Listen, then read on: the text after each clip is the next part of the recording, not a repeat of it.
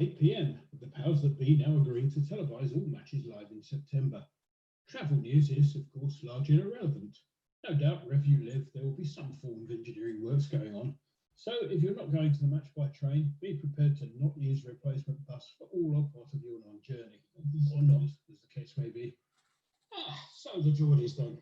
Well, when we last met, I was looking forward to a time when I'd be able to open one of these without having to explain to someone visiting support that the audio footprint of Bow Bells does not quite extend to High Wycombe, thus depriving Mike Ashley of the Cockney status they seem so willing to assign to him. Back then, everything had been signed, sealed, and all but delivered on the transfer of ownership to Saudi interests, only for the fit and proper people to have doubts about the whole thing. The involvement of the Kingdom of Saudi Arabia's Public Investment Fund was key to the matter. The PIF, essentially the vehicle through which the Saudi royal family invests all those oil billions, is run by the country's ruling leader, Crown Prince Mohammed bin Salman. This is the chap who accepted responsibility for the brutal assassination of regime-critical journalist Jamal Khashoggi, describing it as a mistake. So that's okay then.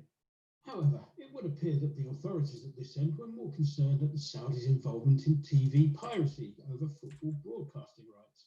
If that is the case, it shows a rather depressing sense of priorities on the part of the powers that be at this end. Meanwhile, if your lights just dimmed, it was probably Manchester City's owners just turning up the voltage in their interrogation rooms. Not that anyone should shed a tear for Ashley that the deal didn't go through. He's believed to be sitting on a chunky, non-returnable deposit from the Saudis of between 9 and 17 million pounds, depending on your source, which is a decent business model by any standards. There are new kids on the block as far as the sale goes.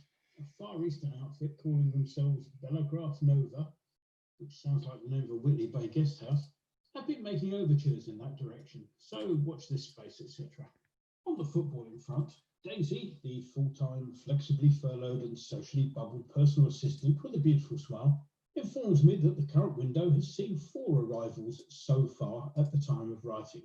This may come as a surprise to some of you who may have previously been unaware that the transfer market operates in both directions.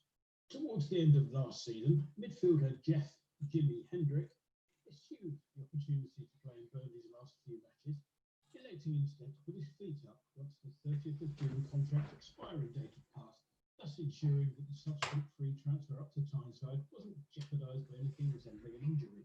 Hendrick was an unused sub in Ireland's surprise 1-0 defeat in the Nations League on Sunday to Finland.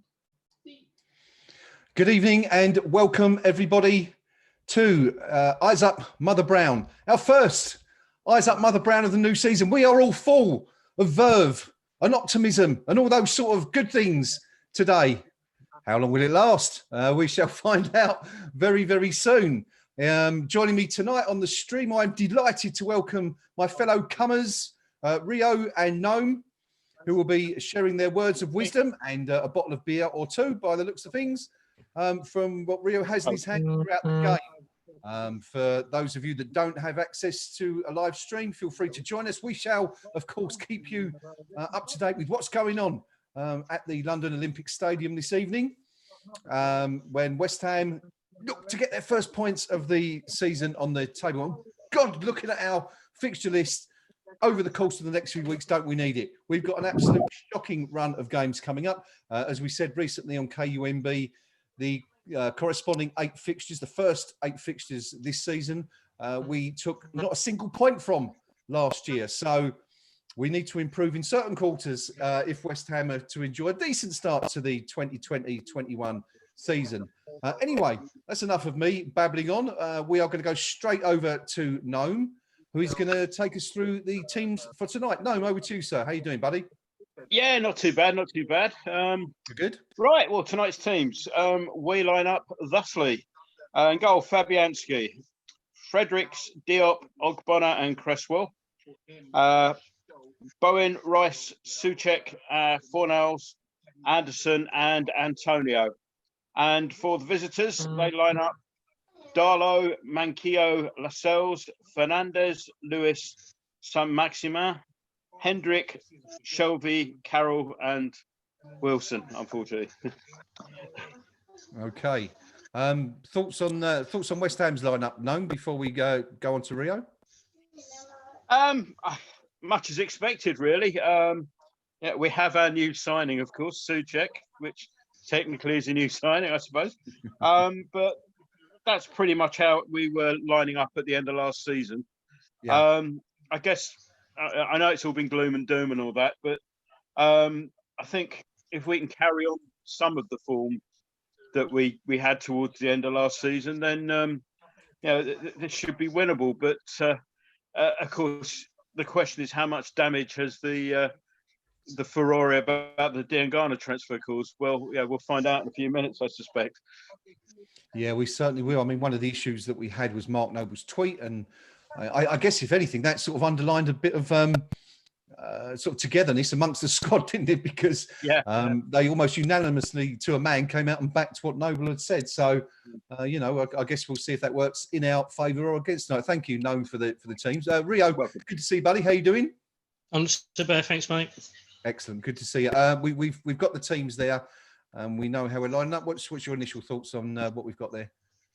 I'd like to congratulate West Ham on their commitment to recycling, because Noam's had to use the same bit of paper for the last 5 months now, virtually. So that's a good thing. It's what can you say?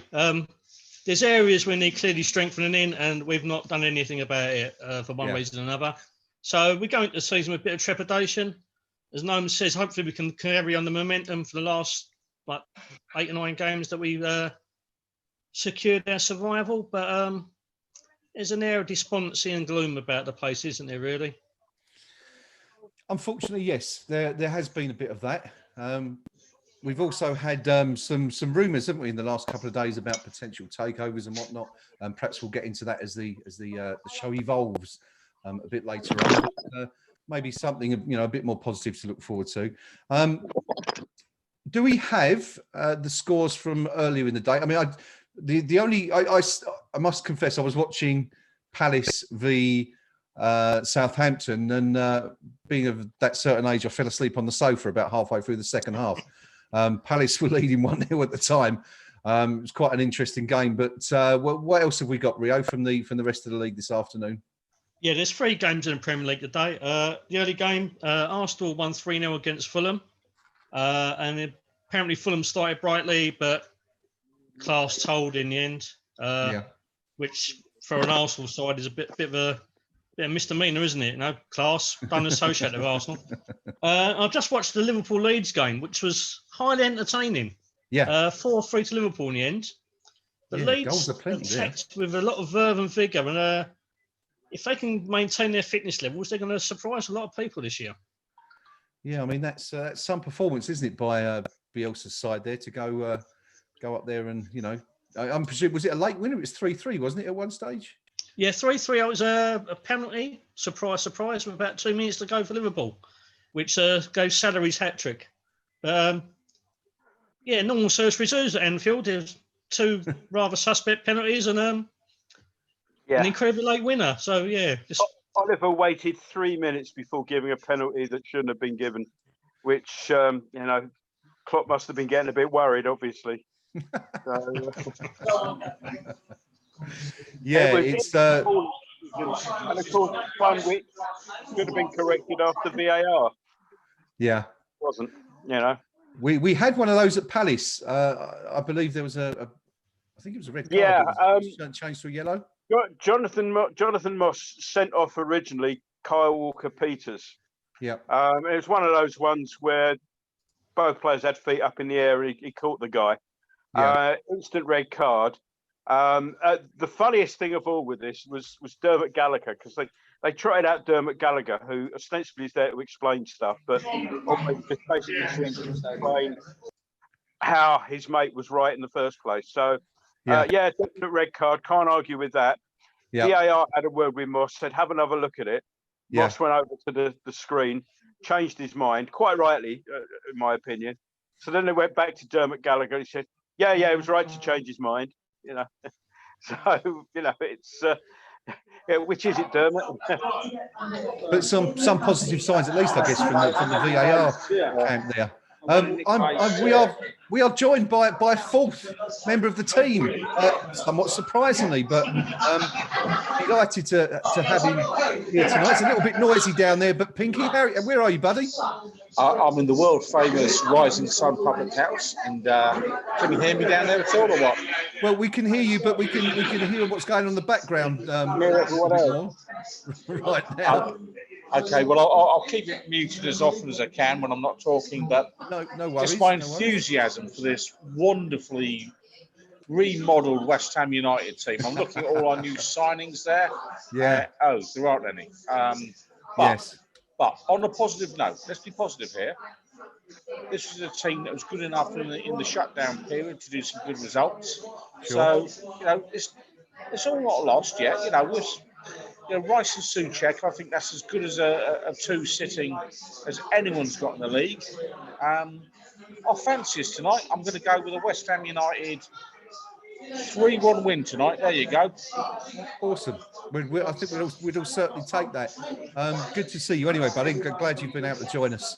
And hopefully you can bring a bit of good luck to the team, because we certainly need it. But I mean, it's a valid point there, chaps, that Pinky makes. We ended last season in really pretty decent form, right? We were doing okay, and it's not a thoroughly dissimilar team to that which we ended the campaign with. Of course, we know that Dean Garner's not involved. Of course, he wasn't last year. Interesting decision, Noam, on the striker there. Maybe Antonio asked to lead the line again, and Hilaire on the bench. Thoughts on that one? Yeah, I didn't really expect any changes from the end of last season, which, if you recall, was only a few minutes ago. Yes, it was. Yeah. So it's kind of was it was a side that was doing the job. Okay, we can take out the Villa game because everything was done and dusted. We were safe, and it was a case of it was beach time, really, as they would say. In the previous games, it had been effective. So, I mean, I'm not surprised it hasn't been changed. I'm a bit more optimistic than I was a few days ago, but I don't know why. So maybe it's the medication kicking in. Well, let's run with it anyway. I mean, let's keep the positivity going. I mean, it is a new season, a new dawn, as I wrote on the forum earlier. But Rio, how concerned are we about seeing Andy Carroll and Callum Wilson in the Newcastle team tonight? It's borderline terrifying. Like Wilson, as we know, scores relentlessly against us. Andy Carroll hasn't scored for a long, long time. And we thought he'd do it at St James's Park in the other fixture at the end of this last season. So he's due to just do it here, isn't he? So I'm a nervous wreck, to be honest. We're underway, by the way, Graham. Okay, they're just everyone's just taking the knee here on my stream, so it's good to see some things haven't changed from last season. I'm still about 30. I think I'm about 20 seconds behind you guys. So, as always, team, please keep me up to date. Pinky, Andy Carroll back in the team. Are we expecting anything from our former striker tonight? We've just seen it, Gray. No, we're not expecting anything from Andy Carroll tonight. There's a reason we let him go. He's not really a Premiership player anymore.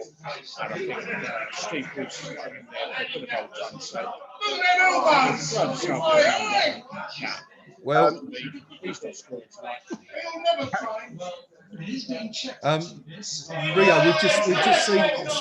Rio, we've just seen Carroll, of course, go right through Souček. Looked like did he get booked? I didn't see a card come out for that one. I didn't see the card, but 10 seconds into the new season, and the infamous Andy Carroll elbow goes up, and poor Tom's come back from a coronavirus threat, only to be slapped around the head. Welcome back. I guess not been given as a card or anything. Okay. That was it. He's lucky to get away with that. That's a little bit of a yellow, I'd have thought.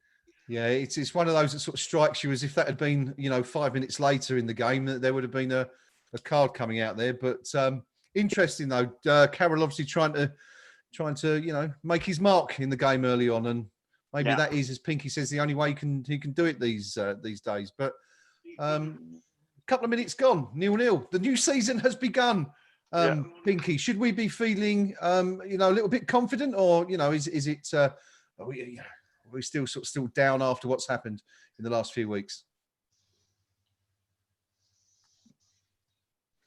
You're muted, Pinky.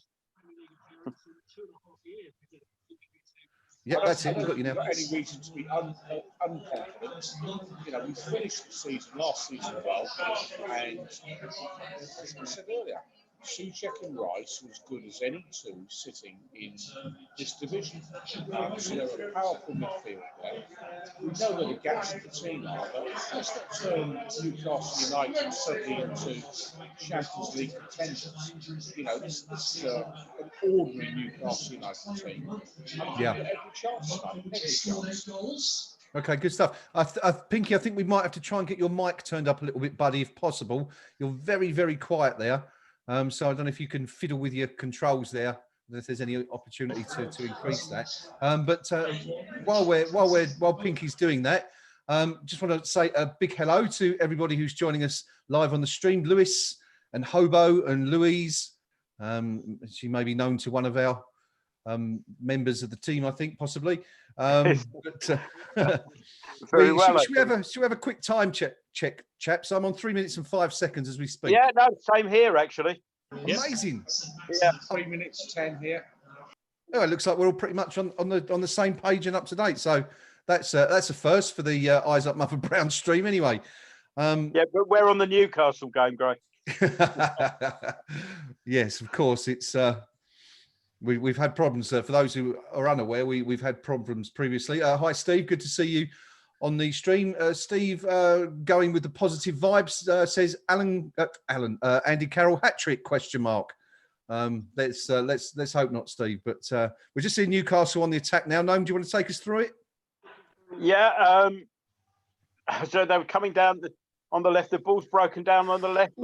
Cross comes in to the near post, and I think that's Wilson's just headed it wide. It didn't get enough across it. So it needed a little bit more across it, but a little bit worried about our right hand side, their left from time to time. But it's early scare. Yes, we had that problem, didn't we? Thanks, Noam. We had that problem.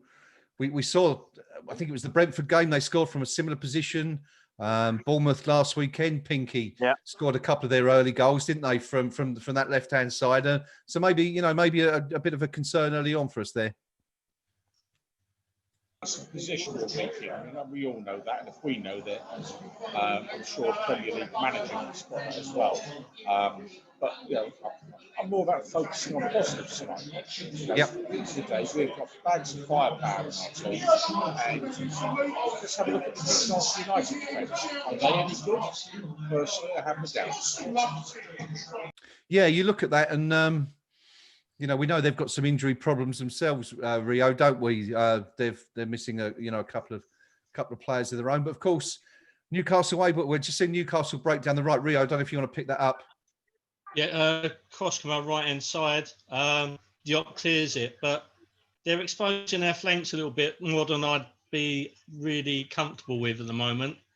Early doors, 2 chances, and we're looking a little bit vulnerable. Yeah, it's pretty direct stuff, isn't it? From the mags there, it's a 50-yard ball played out to right. But anyway, no, Newcastle have a corner. Shelby's about to take it. Over to you, buddy. Take us through it. Yeah, corner's just taken. Near post. Flicked across the near post. Not sure who that was, but Fabianski saved. There's some sort of offence the referee's now spotted. An offside there. But again, we look vulnerable at set pieces. Near post header, and it's Fernandez flicks it across. He's got a player in front of him as well, Fabianski. So that's a good save. I don't know if the player in front of him was offside, but certainly the flag went up a few seconds later. So whether that counts as a chance or not, I don't know. But again, set pieces. Yeah, it's quite concerning, I think. There. Sorry, Pinky, go on. Yeah, it's the price we're paying for not having a ball attacking centre forward on the field, because their job normally, when we're defending corners, is to attack the ball and clear it. Yeah. And, you know, for the last decade, whether it's been Carlton Cole doing that job for the early parts of the decade, now, without that person there to do the job, we're always going to be vulnerable. Yeah, absolutely. I think what they actually, it was a good camera angle we saw from the broadcasters there that you know, just showed the player come in unchallenged, sort of waltz past Mark. No, excuse me, waltz past Mark Noble into the box for a header. So you know, worrying signs. Hellos to Lowell Green. Hello to Neil. Good to see you on the stream, chaps. Let us know what you think of the game as it goes on. Be lovely to hear from you. We're just seeing West Ham break into Newcastle's box. Michael Antonio trying to turn his man, but it looks like he's been penalised. I'm guessing that's for a handball there, by the looks of it. But West Ham really yet to get into our stride. Rio, 8 minutes gone. Newcastle, couple of chances we've seen. Just summing up what we've seen so far. A little elbow from Carroll on Souček to get us underway. The Wilson header. Fabianski making a save from that Shelvey corner. It all seems to be coming down the flanks. What's sort of concerning you at the moment about the game? Yeah, we just haven't got a foothold in it, have we? We've not got time to kind of put our foot on a ball, eke out chances. We're very much not under the cosh, but we look susceptible already. And it's like it's very early starts of the season, but 2 chances down either flank. And Carroll's physicality is causing a little bit of problems.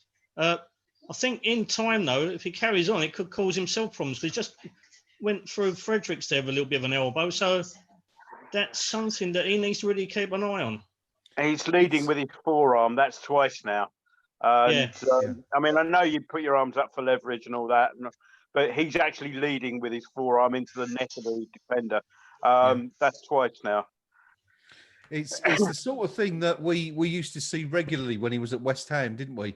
And I think we were all quite frustrated because you got the impression that because he was a big man, quite often as he went up and as you rightly say, used the arms for leverage. Yeah, you know, they'd quite often find the neck of an opponent. But now the boots on the other foot, I think we can quite clearly see that was 2 very bad fouls from Carroll. What was frustrating was that he would get pulled up for that sort of thing even when there wasn't any contact. Yeah.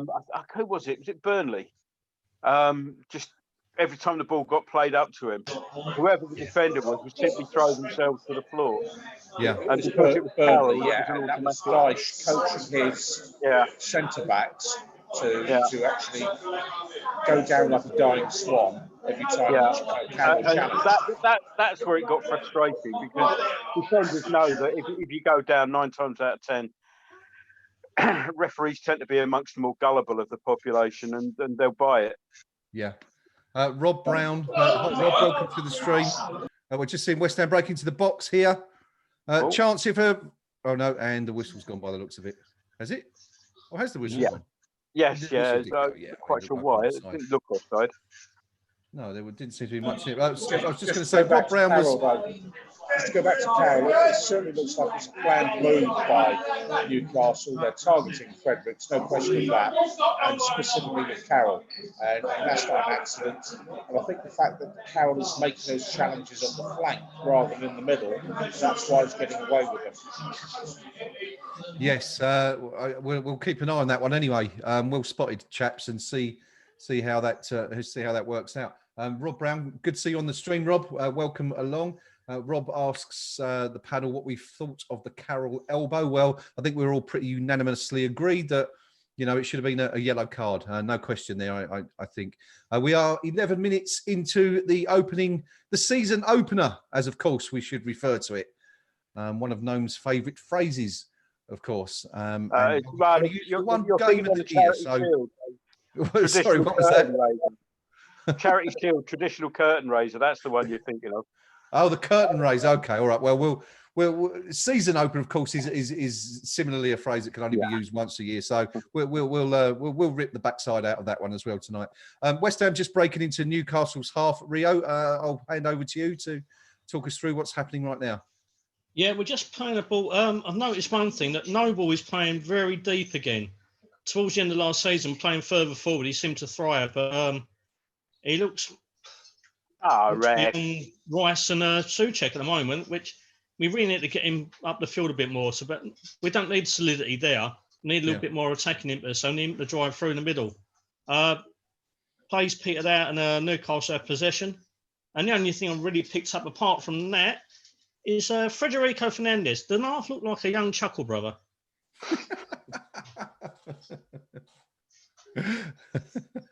Well, you don't get observations like that on Sky Sports, do you, folks? See, my imagination is Noble dyed his hair. It looks like he's got a touch of colour in it. Have a look at Noble's hair. Do you know what? I was just thinking that it looks a tad blonde, doesn't it? We've seen Pinky. We've seen a yellow card. Take us through it, please. I can't. I'm still shocked at Noble dyeing his hair. I can't be having this. I mean, I can imagine Aaron Cresswell dyeing his hair, or I don't know, some fancy down forward. But Mark Noble, Mr. West Ham, and he's dyeing his hair. It's all gone wrong at West Ham. See, that's where it starts. You start dyeing your hair, everything else is downhill from there. It's Hayden, I think, Gnome, who's in the book for that challenge there? Yeah, Antonio burst forward. Two midfielders basically came across him, basically brought him down. Excuse me, Atwell basically had a choice of 50-50 as to which one he booked. It was Hayden. Ball played in by Noble. Antonio gets hit the bar anyway. It's on Bonner, I think, isn't it? Okay, yeah, sorry. Yeah. West Ham, that's the closest we've come to a goal so far, Rio. Nice ball drifted in, and I think the keeper gets a touch to it, doesn't he? It looks like it, yeah. It's a floaty corner from Noble. No, I'm not sure he does. Straight to the bar. But, man, most promising signs yet. Unless you count the fact that Noble's blonde rinse makes him look like a new signing. Maybe that's the angle we're going for. We just get them to dye their hair and they look, aesthetically different. Pinky, very close to the first goal of the season there, buddy. Yeah, and from a set move, which I think is probably going to be our best bet tonight, the way things are shaping up.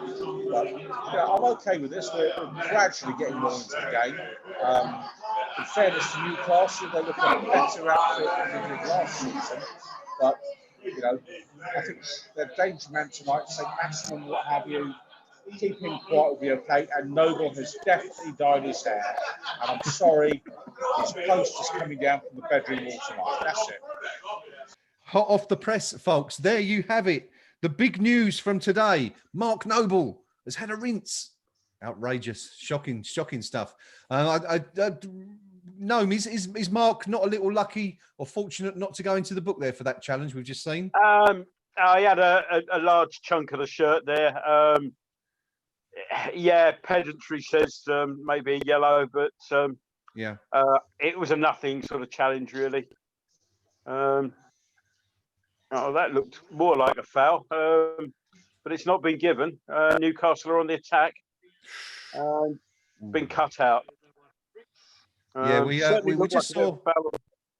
just saw Antonio. I'm not sure it was a foul. It looked like a fairly decent challenge to me. I think it was just a strong, but it looked reasonably fair challenge. West Ham now looking to counter. Rio, back to you. Yeah, Cresswell just fed it back into middle to Rice. Sloppy ball. Newcastle possession and a breakaway here. Some Maxim with his pace is going to cause all sorts of hassle. They've knocked it back, and Shelby now has it out wide. And here's where we've been a bit successful in the last opening period. Thankfully, we've regrouped.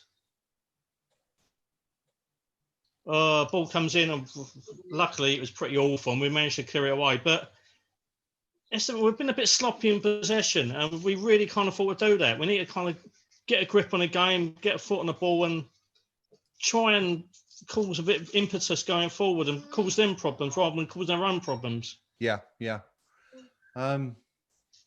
Steve Palmer, going back to the most important point of the night so far, says Noble's hair looks like a wig. outrageous. Surely that's not the case. But more noble hair news to follow throughout the stream. I'm sure we'll keep you up to tabs on that one. So we're in the 17th minute. It's West Ham United 0, Newcastle United 0. Newcastle perhaps had the best of the early exchanges, but certainly the best chance, or the closest anyone's gone to breaking the deadlock so far tonight, came 3 minutes ago when Angelo Ogbonna hit the bar from a free kick, with Newcastle's keeper, Mr. Darlow, well and truly beaten. It's, as I say, 0-0, 17 minutes gone. Pretty even, Pinky, so far. Yeah, I think so. You know, I mean, Newcastle had the best of the opening 5 or 10 minutes, but I think since then we've gradually worked our way to the game, and it's a bit of a case of each side cancelling each other out now. I'm comfy where we are now. It's players still clearly aren't totally fit, but I still fancy this tonight. I really do. Yeah, it's nice to hear a bit of positivity. Anyway, I say that as my stream completely folds. Oh, I'm back again. It's only momentarily we was away, which is a bonus. It's yeah, as we say, it's 0-0. Where do we go from here? No, what's who do you think's most likely to do something at this stage from what we've seen so far? Nobody really. It's a little bit cancelling each other out. My thoughts is, as Rio said, we're a little bit sloppy in possession, and we seem to get so far, and then we sort of don't really know what we're going to do with it. So a hopeful ball in the general direction of somebody gets played. As what's happening here? Oh, yeah, Fornell's just got. Is that Fornell's? No, sorry. Fredericks rather has just taken out St. Maxim. It's a foul. Yeah, a bit late. No real complaints there. But yeah, teams cancelling each other out. We need to be a little bit more sharper with the passing. We're not getting in between the various lines there, I think. Yeah.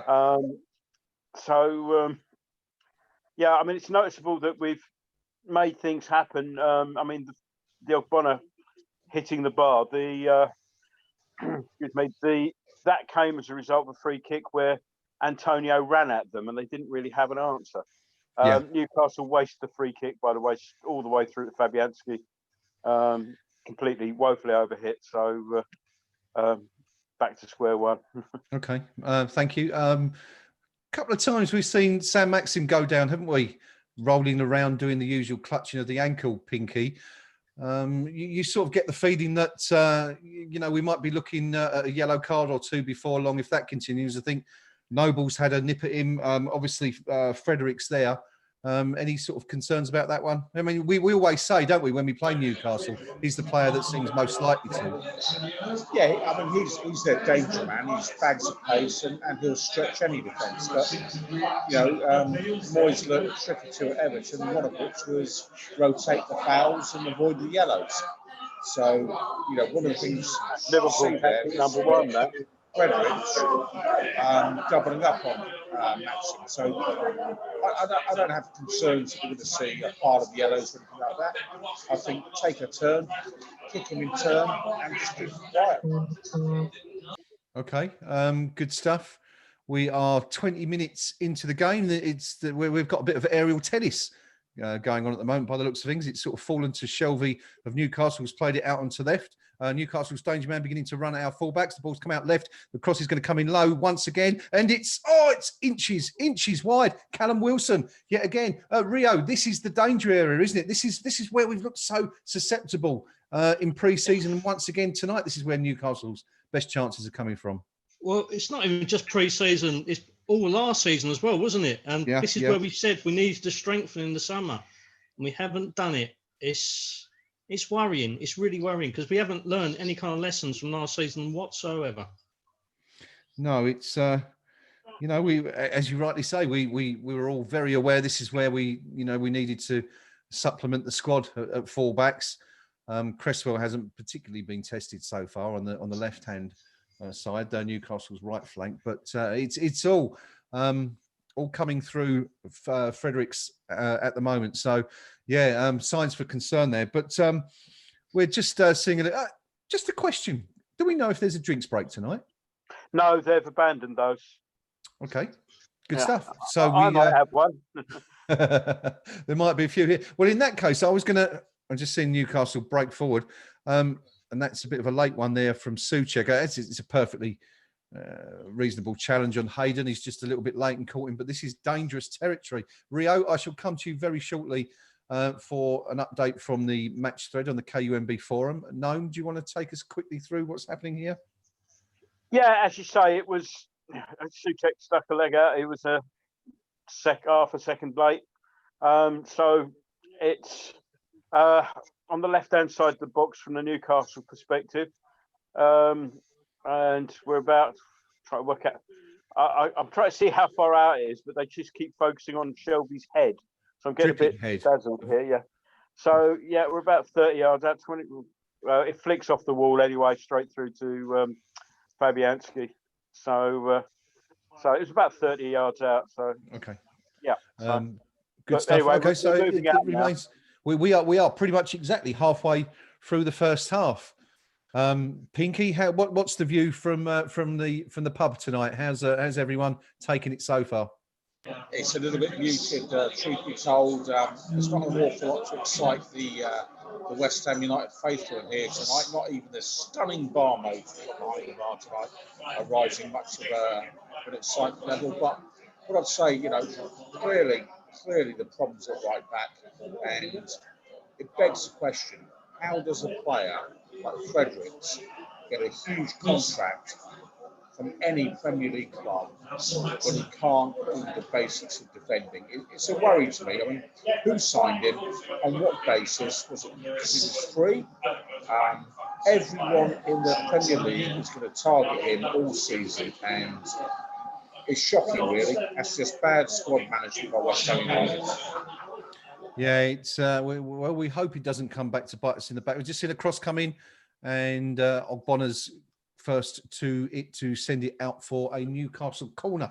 Rio, hold those comments tight, my friend. We'll see out this corner, and then we'll come back to you for some of those. It is a corner to Newcastle on West Ham's left, and Newcastle's right. The big strikers, Wilson, Carroll, lining up, covering their mouths.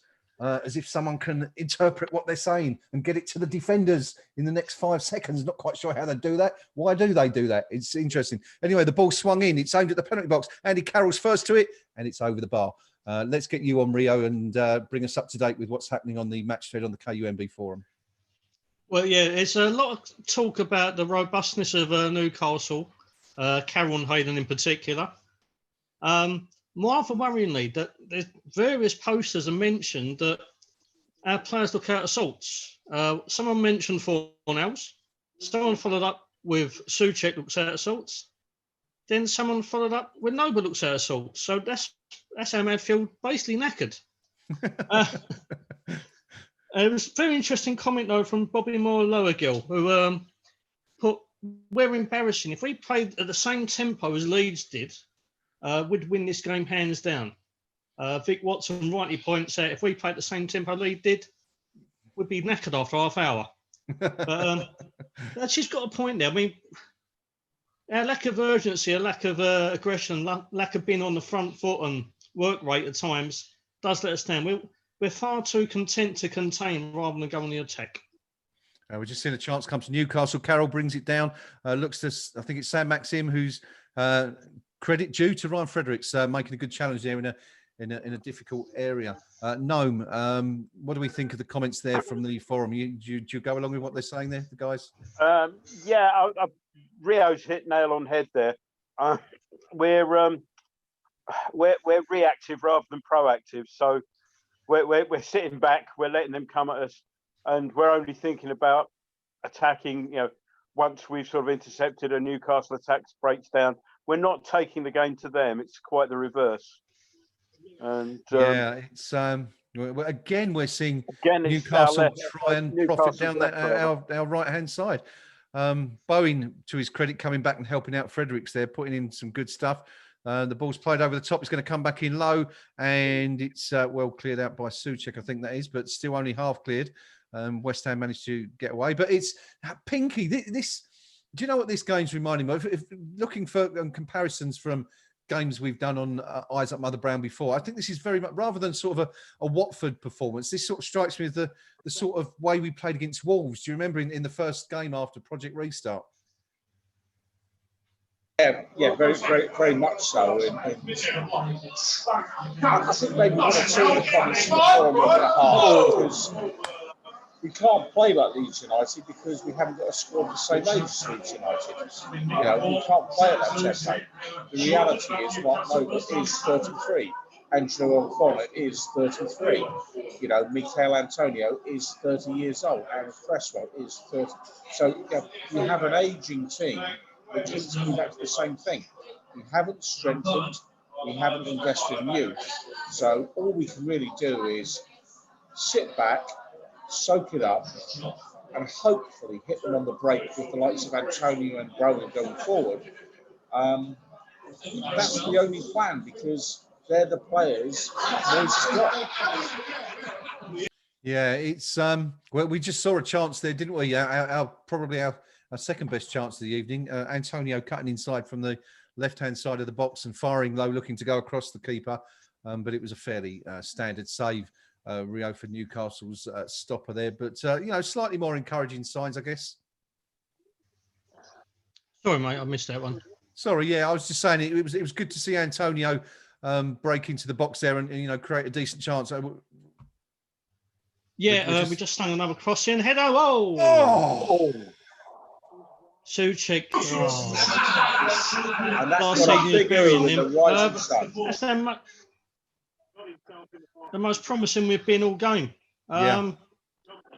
And it's about time. It's taken like nearly 27 minutes to kind of come to life a little bit. And that was very unlucky there. A good cross in. Suchek got up just a shade wide of the post. Did we? Sorry, did we? I missed it. But did we see who the cross came in from there? I didn't quite catch it, to be honest. Was it Bowen, Pinky? Thank you. I think it was Bowen, yeah. Well, I mean, interesting thing for me there was the unusual tactic of Antonio at the far post and Suchek drifting in just ahead of him. So I think it might have been against Chelsea where we did the same thing whereby all the defenders are picking up on Antonio and Suchek kind of goes in there unmarked, and it's clearly a kind of a planned move by West Ham. Yeah, well, let's hope it you know, it works out for us as the game goes on. We're just seeing. I think it's Ogbonna who's gone down, isn't it? Under a bit of a late challenge. Nothing in it. No. I think a fairly, you know, reasonable challenge there. Yeah, nothing in it. Two players both swinging a foot of the ball, and it's the one who got there second catches the foot of the other one. Yeah, no worries about that at all. It's one of those things. It happens. Painful when it does, as Ogbonna's just found out. I'm surprised that you're aware of how that must, you know, given your pace as a player. I'm surprised anyone got close enough for you to find out. Well, yeah, I mean, you knew me at the end of my career, Graham, before I lose all my pace. But I had the advantage of my good friend Dave, who's watching this as a Newcastle supporter, was kind of my minder. And so if anybody did kick me up in the air, I never really worried about. Here we go, we've got the ball at the box. Antonio's put it back to Suchek. Shot gets blocked. We've lost out there. I think Rice has lost out there. We're being run at now. We've got 3 against 3 at the back. Shelby. Side netting.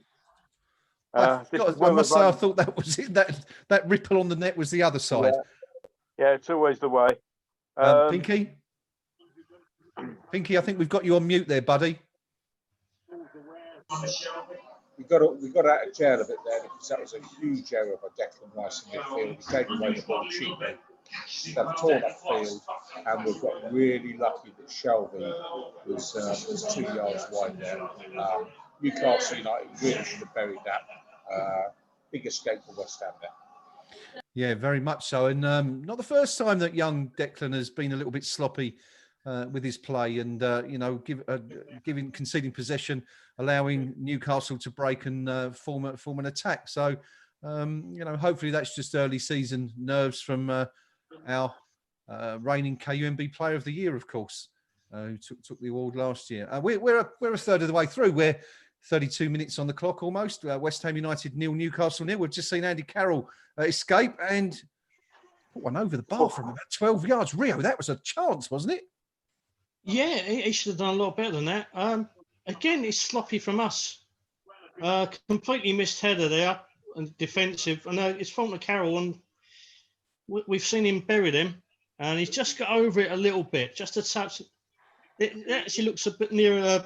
Sorry, it was actually further away than it looked, but yeah, he just got a touch over the ball a little bit. But it's worrying because the chance beforehand from Shelby, that came after one of our most promising moves.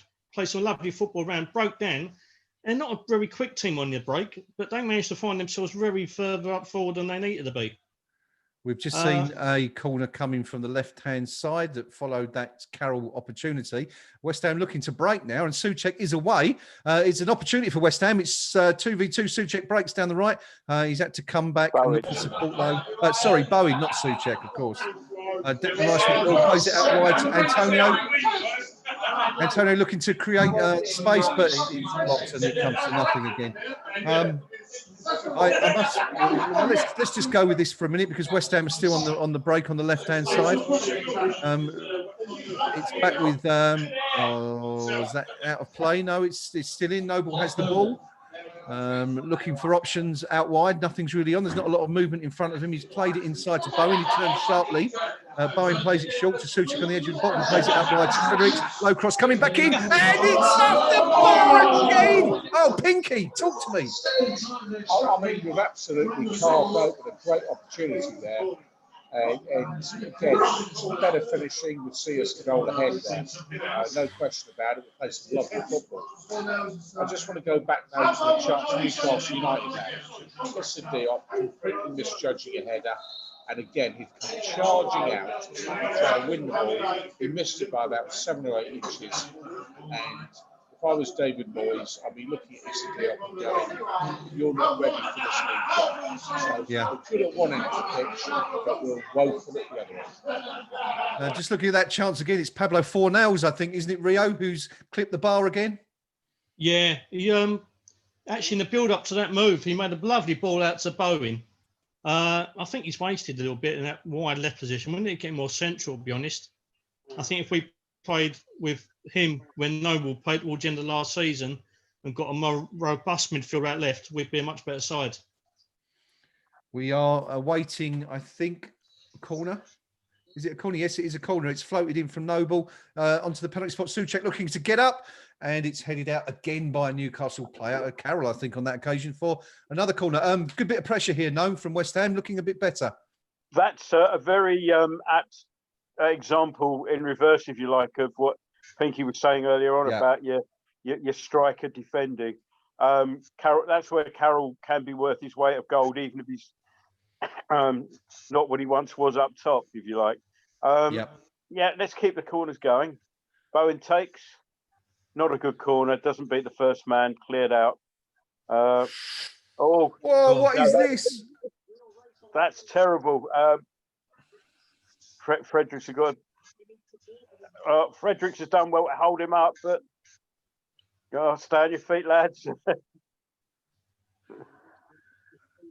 We're just seeing the ball play back in, and it's broken through. And do you know what? I'm going to get massive credit to our fullbacks there. Ryan Fredericks was a good 5 yards behind his man, and when that ball was played through, he's made a fantastic run back. In fact, Fredericks the last couple of minutes has been exceptional because he's held him up there. Put the cross in for that Fornals effort.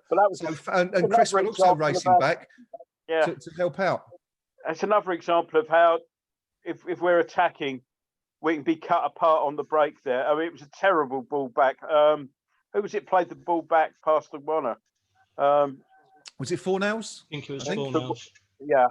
I mean, that was just terrible. Sort of cross wires sort of thing. Yeah.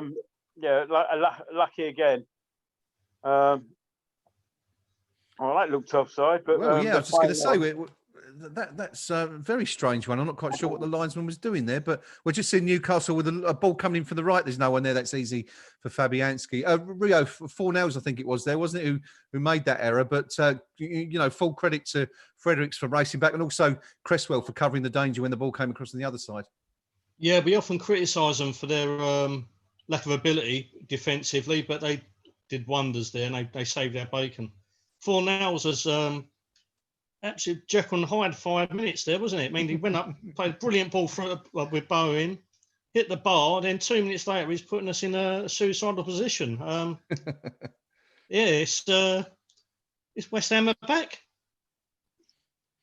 Yeah, very much so. We're 8 minutes or so away from half time now. Either time could have scored. It's a reasonably open game, I think, so far. Just a couple of comments from the YouTube live chat. Hello to everybody who's watching us and to those of you that have tuned in the last few minutes.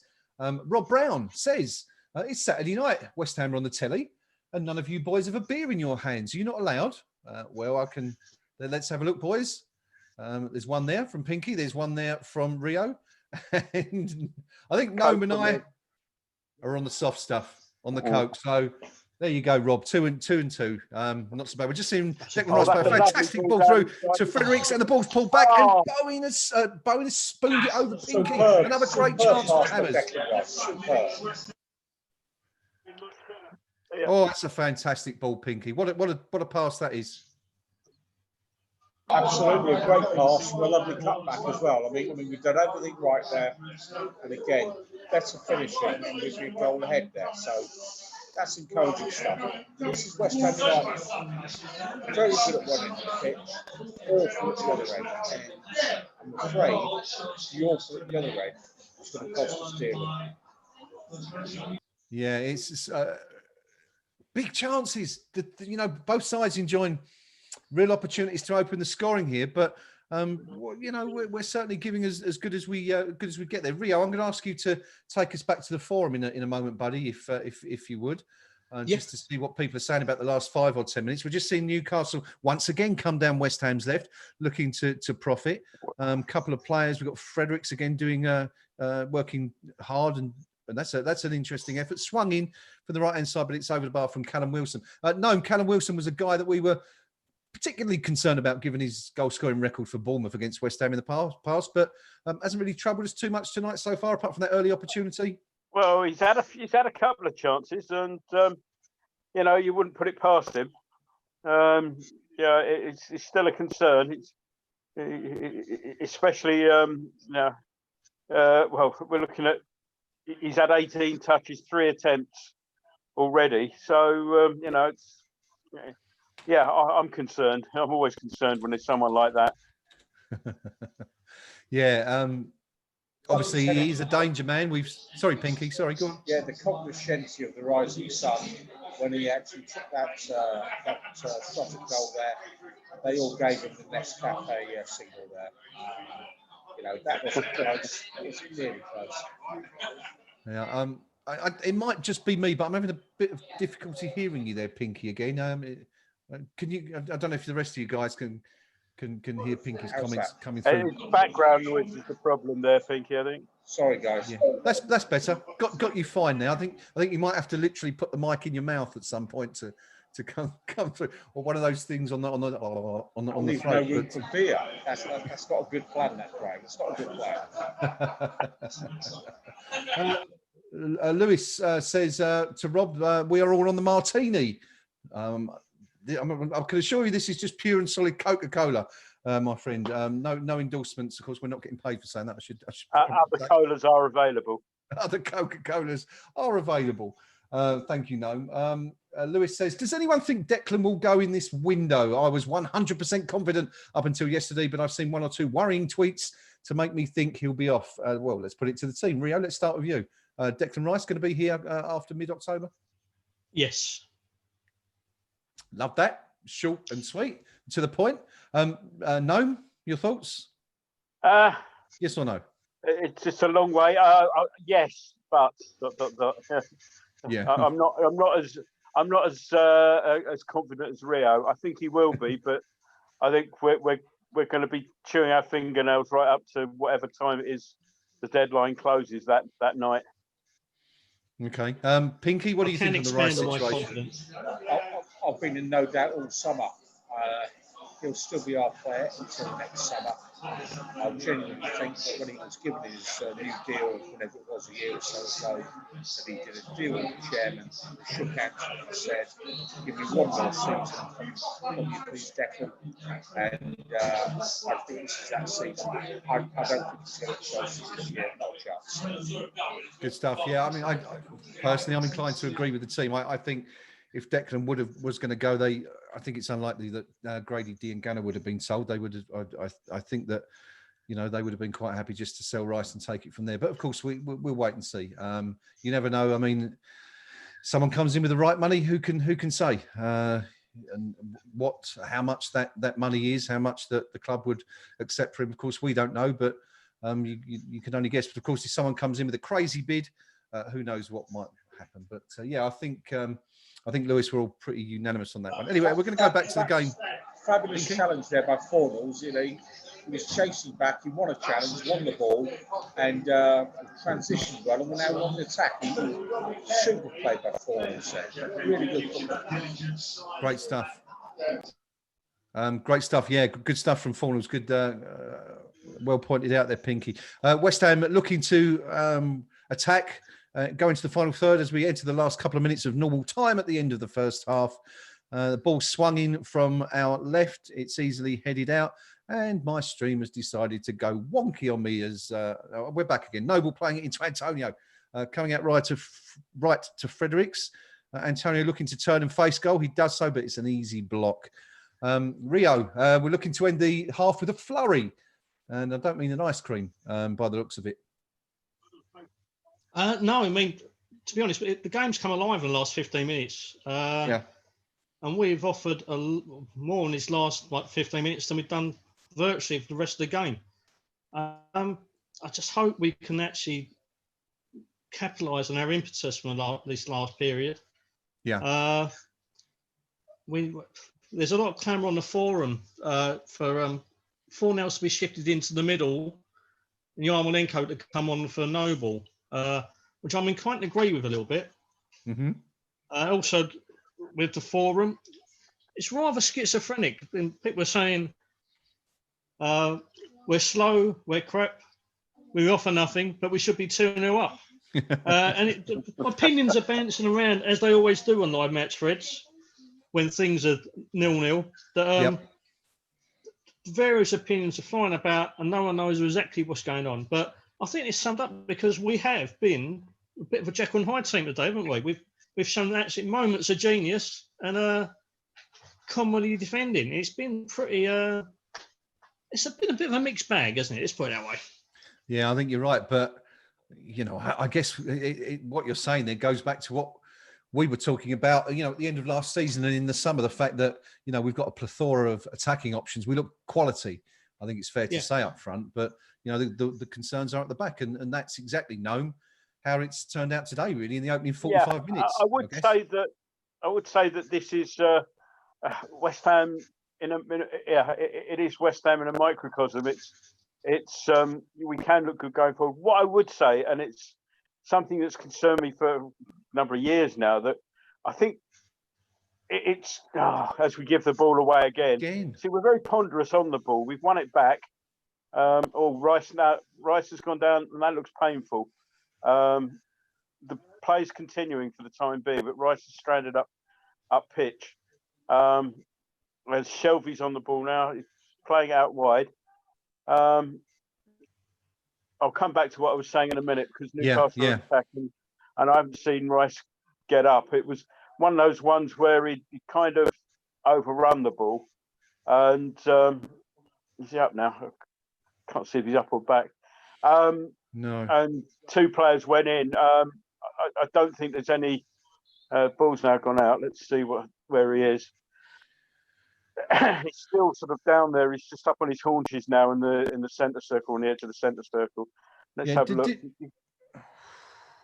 It's painful, but there's no blame attached to either player and all that. but both players stretching for the ball.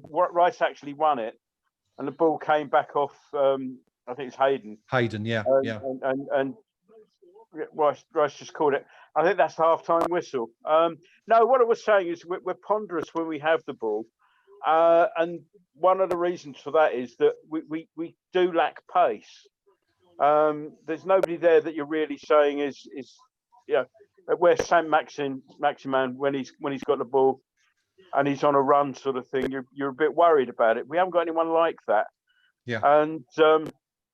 And it's noticeable that when that was a case in point when Rice lost out there. When Newcastle do attackers, they're not saying it's long ball, but they're more direct. 2-3 quick passes, and they're at the edge of our box. Whereas where we've got the ball, where there's sideways moves, we're looking for options, and 5 minutes later, we're maybe 5 yards further on than we were at the start of the move. So is that partially down to having Noble in there in the midfield, do you feel? Yeah, I mean, he does tend to be. I wouldn't say it's like he slows up attacks, but he likes to consider his next pass. Yeah. Over a long drink sort of thing. But no, that's a bit unfair. But I think it's the way we play. It's not just Noble. It's the way we're set up to play.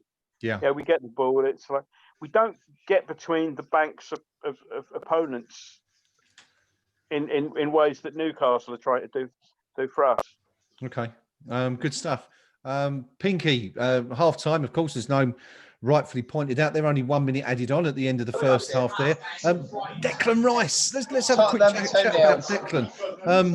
Sort of caused himself his own problems there, didn't he, with that conceding possession right at the end there. But I think that's 3 times now we've counted that he's conceded possession rather too easily.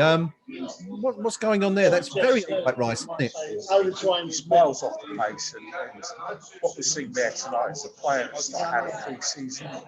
There's a widespread belief that he came back off his holidays with COVID-19. Yeah. He's got 2 weeks isolation, he's gone straight into the England squad, and of course he's done the old Arsenal trick. Arsenal used to send players to England to get fit. Well, it's nice to see West Ham United are doing that now. So he's had 2 games for England this pre-season. He's miles off the pace. The biggest concern to me is the lack of our defensive shape. So when we're defending, I look at our shape and I compare it with what I saw earlier today with Crystal Palace against Holson. It's chalk and cheese. We're all over the place. There's no shape. Newcastle can get at us very, very easily. And I'm afraid, whether it's Declan Rice or anybody else, we are all over the place on the back foot.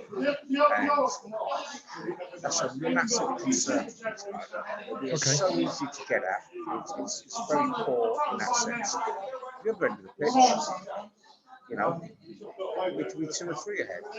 Take your pick. West Ham bad. Who knows? Okay, good stuff. I'm going to go against the grain a little bit there, because I think possibly our best player in that first half might have been Ryan Fredericks, put in a couple of really decent challenges, put in a couple of great low crosses. Pinky's crossing his and nodding his head furiously at that suggestion. Rio, what do you think about that? I think it's rather summed up by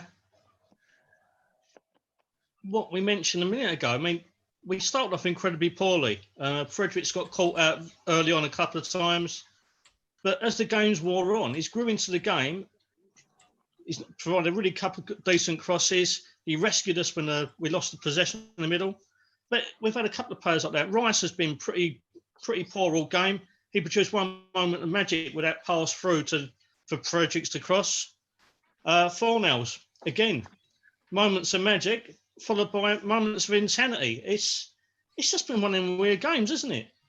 I think the other thing I've noticed that not sure if anyone else picked up, following on the debate about Mark's new hairdo, did you see in the background the sponsor on the rotating screens in the background? No, go on. Dr. Cynics, of all people, hair transplant clinic for a Turkish hair transplant. So I'll keep an eye out for that. Is it coincident that Mark's had his hair done and that appears? We will. Can you get his work it number out. while you're there? Yeah. Oh, interesting. Well, there you go. I mean, of course, we said this is the most interesting point of the night. Mark Noble's hair. Pinky pointed out early on. It looks like he's had a bit of a rinse, looking a lot blonder tonight than he has in recent weeks. So and there you go. So maybe some subliminal advertising going on there. We'll wait to see what's going. Welcome to everybody who's joined us from KUMB and elsewhere for halftime discussion. Hello to Sean. Who says, maybe it's just me, but I think Noble is playing better than Rice. I wouldn't take Noble off. I kind of agree with you on that one, Sean. I think, I think Declan's been very sloppy, which I should stress is very, very unlike him. So, as we always try to do here, give credit where it's due and criticise, when we see fit. But hopefully, as we know, this is not something that Declan is particularly prone to. So hopefully he'll pick up in the second half. Steve Palmer says, I was right. Yeah, it looks like you were, Steve. Rio, I'll come to you again shortly, if I may, buddy, for a bit of a roundup from more from the match thread on the KUMB forum. But let's just take you quickly through the main facts and figures from the first half. I'm looking at possession, the stats.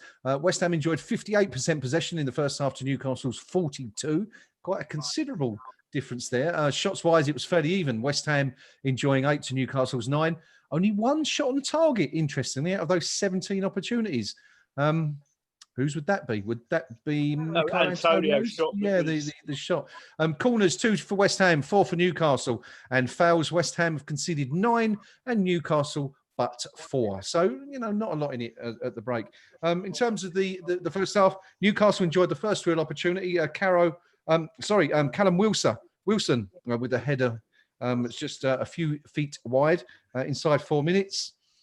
Fabianski made a save from the Shelby corner, which was, ruled out for offside, we think. We saw a booking, the first and only, I believe, booking of the first half when Hayden went into the book for, a sandwich. I think it was 2 in on Antonio. But the closest West Ham have been to scoring so far was in the 14th minute when a free kick was floated onto the head of Angelo Ogbonna, who nodded it against the bar with the Newcastle keeper well and truly beaten. Newcastle enjoyed a few opportunities before Antonio cut inside and forced a save again from Newcastle's keeper on 27 minutes.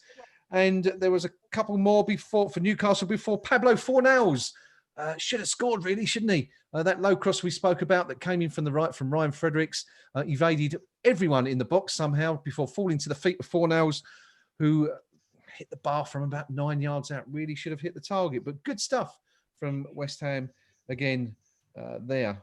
So not really a lot that happened in the last 5 or 10 minutes, but West Ham probably known with the best chances, would we say, so far? Yeah, I mean, if you hit the metalwork, that's as close as you're going to get without scoring. The Fornals one was interesting because it was given as a corner, and which meant that it flicked off the defender's hand. Now, I wouldn't sort of award a penalty for that in a million years. It wasn't an unnatural thing. But I've just watched the penalty being given at Anfield, which was, equally not a penalty. Surprise, surprise. If we get the same referee, would he have given us a penalty for that? I somehow doubt it. Rightly so, but it does make you wonder why it should suddenly be a penalty at Anfield. Yeah, no, we'll have to look at that if we get the opportunity a bit later on in the game. Thank you. Now, Rio, well, what's happening on the forum at half time? What have we got coming in from people there? There's actually a little bit of appreciation for the way Newcastle are playing. I don't have appreciation or frustration in a way. Yeah. They said that Samba put, when we attack, Newcastle defence looked incredibly comfortable, which is a bit of a surprise after the last 15 minutes when I thought we really come back into the game. Mm-hmm. Ironing board, the infamous ironing board. You've got to give Newcastle credit. They've done really well to stifle the game and put us under pressure. Yeah. But there's a lot of indignation about the way we're playing. There's a lot of criticism of Declan's performance in the first half, and there's some substance to that because he hasn't been at the races today, has he? Not at all. Not yeah, at all. but there's it's a lot of worry as well. I think worried that we're kind of run out of ideas and we're lacking the options. We need to break the Newcastle down. So it's something to kind of keep an eye on. But I'll keep on an eye for the rest of the game for you and bring back reports. Good stuff. We have the views from the KUMB Forum, the match thread. We've seen what the guys here following us live on the YouTube chat have to say. Pinky, over to you live from the pub. What's the view of the West Ham contingent there? The view here is it's my round and I should get up to the bar. But they express that view about every 12 minutes.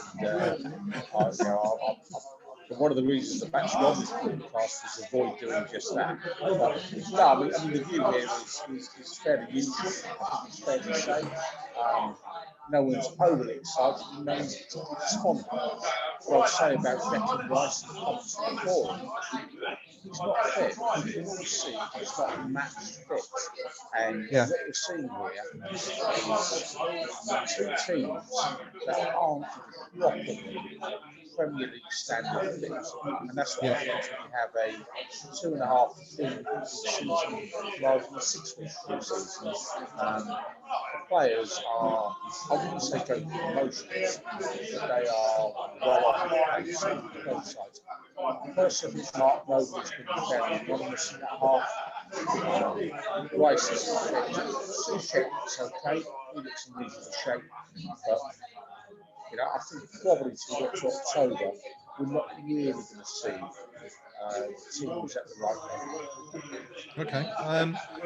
No. Would you go along with that? I mean, do you think that means that the longer the game goes on, that we're likely to see more opportunities and more space on the park for both teams? I think so. I was struggling to hear Pinky there, but I mean that's two collector's items for the day. Then I've seen VAR used correctly, and Pinky buying a round.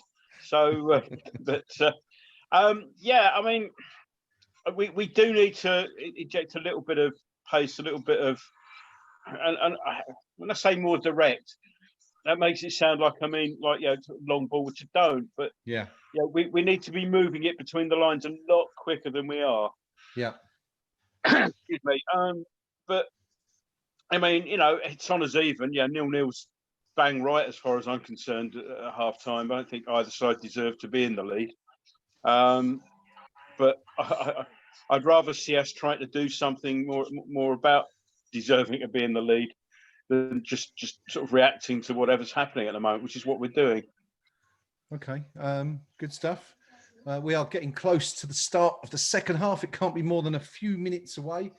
Neil from Down Under points out rightly that I missed out the opportunity for Suchek, the header that was just wide. Again, another good cross from Fredericks, who, as I say, I felt was one of our better, if not the best players on the park in the first half. But let's hope he can continue that form, because we need him, don't we? I mean, Fredericks and Cresswell have been heavily criticised in recent months, and these are viewed by people as the positions we most need to strengthen in.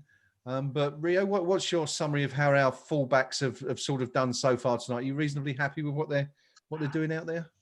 Yeah, after a somewhat shaky start, they've really come back in the game. As I said, Frederick saved us. He's provided a good threat down the right-hand side, and he's probably their best attacking outlet at the moment. Cresswell's been a bit quiet, but he's done admirably well. Again, the one shaky moment at the start of the first half, but down that left-hand side, our left-hand side, Newcastle haven't really offered that much, really. So he's had a bit of a quieter ride. So Ryan's grown into the game, and it's probably been his best performance we've had for ages. The last 15 minutes, especially. Yeah. They really, Newcastle really targeted Fredericks, didn't they, for the opening 15 or 20 minutes? But I mean, he sort of really stepped up to the plate, didn't he, for the second half of the first half, if that makes sense. Yeah, I mean, early on, while they were targeting him, here's a worry. Where he's actually sort of redeemed himself is in, as we mentioned, that sort of emergency situation where Declan lost the ball upfield and suddenly everyone was sort of 100 yards away from him. and he did superbly well for that one. He held the play up. He kept him at bay, and yeah, that if you like, that's the good and the bad. When you sort of target him, when you got somebody running at him, you worry about him. But that international rescue job he did there was excellent, and obviously when going forward, he can put in a dangerous cross, as we've seen. So yeah, excuse me. and I think that's often been a criticism, hasn't it, of ours that Fredericks doesn't, is quite often, inactive in the second or in attacking areas. He gets into good positions, but the final ball seems to be lacking. But been a bit better tonight, probably. Yeah, the crosses he put in have been dangerous. Players have just come out for the second half. I'll let you know if there's any change. I can't see at the moment. It doesn't look on the face of it that there are any changes for either side. Okay. But I'll keep an eye on that. Okay. We are about to start the second half. Pinky, your final word from the halftime break. What are we looking for West Ham to do? Obviously, score more goals than Newcastle would be the obvious answer. But how to go about that specifically? What I'm looking for is just this side of proper right back. Sorry to go against the grain here with everybody, but Ryan Fredericks and Leatherwood Premier League standards fullback. I'm sorry, I don't care what because the opposition's half the pitch, where he'll eventually hurt them. He hurts us in our half of the pitch, and every team keep targeting him offensively. As for the second half, we're as likely to score as they are. That's the reality of it. Here we've got suddenly Shelby on the right, and yeah, again, sharper teams, fitter teams that have had some money into that. Yeah, this looks about 2 weeks ahead of players being taken into what they should be doing. And I think we're not alone in that. Sort of high school Liverpool game today, it just reflects players who want to. Okay, just having a little bit of difficulty with the audio again there, Pinky. It's getting a little bit muffled. So once again, I don't know if there's anything you can do to sort of boost that a little bit. But thank you anyway. Okay. I could try by holding the microphone the right way around. Yeah. Already incredibly better. Well done. Who said we were technologically concerned on this site? We didn't know what we were doing. Technology baffles drunk idiot. There we go. So good to know we'll be hearing some more from Pinky and a little bit louder as the second half goes on. It's the second half is underway. We're 2 minutes in. It's West Ham United 0, Newcastle United 0. West Ham on our TV screens, which we're all watching from. No one at the stadium, of course. West Ham kicking from right to left as we look at the TV. And hopefully we're going to get a couple of goals before long. Not the greatest start, Rio. It looks like Newcastle have come out with a bit between their teeth so far. Yeah, I think we the first opening 20 seconds, we forced our way into their box, managed to lose it, and we've been sloppy again. It's not a good sign at the moment, but we really need to stamp our authority and regain that last 15-minute of impetus. Yeah. Just an interesting comment from Hammerman 2004 on the forum. Yeah. Let me just see this attack. Hopefully, that was a worry. He just put. I think we all know the substitutions that are coming. Lanzini for Fornals around 70 minutes. Yarmolenko for Bone around 80, and Haller for Antonio around 85. So I can't really disagree with him. I can see that exactly happening. We've just seen a chance for Newcastle. It's Andy Carroll at the back post. Fredericks again is the man there, but yeah, it's a bit of a worry, that one. Noman, our opponents have a corner. I don't know if you want to take us through that one. Yeah, I wouldn't sure that was a corner. I thought Carroll got the last touch on that. Corners, it's flat, but it's clear to the box. Yeah, we started in the same way as we played a lot of the first half. He's giving the ball away. Preston was very stopping ball early on in there. which had him struggling to get back to keep up with Shelby. He's settling down again, but bit scrappy. Very scrappy is the word I'd use for this little spell of play. Yeah, it's definitely started a little bit like that, hasn't it? Pinky, over to you. Yeah, I mean, the main tactical change we're seeing is Noble is playing 15 yards further up the field than he was. Okay. So there's clear distance between him and the more defensive minded. Yeah, okay. That's we'll have to keep an eye on that one, because I mean that was one of the observations that, of course, you guys made in the first half, that again Noble had started a lot deeper than he ended last season, which seemed to work in our favour in those final few games where we picked up quite a few points. We're in the 50th minute. West Ham United 0, Newcastle United 0. We're still awaiting our first goal. We're still awaiting our first shot of the second half. West Ham have started the second half, Rio, in a fairly similar fashion to the way we began the first, by the looks of it. Yeah, a little bit disjointed, a little bit worrying, a lack of drive. We just actually got possession now, and Noble's a little bit further forward, and he's actually playing a nice ball out to White. Antonio's put the ball in. Oh, interesting cross. Newcastle just got ahead on it, and they're going to clear it away now. But our first real attack of the game, the second half, and yeah, it was tempting, but nothing come of it. Still awaiting an opportunity for either team to come in then. Rio, I'll come back to you again in a minute, buddy, if we can, just to see what the initial thoughts for the second half are from the forum. Pinky, are we happy with the way we started, or is this a little bit too much like the way the first half began? I'm okay with this. I mean, let's not kid ourselves. We're not looking at teams in peak condition. This is a pre-season type game, played at 80% of pace, something like that. And the game here is don't concede, try and nick a goal. That's all we're trying to do here tonight. And we're as likely to nick a goal as Newcastle.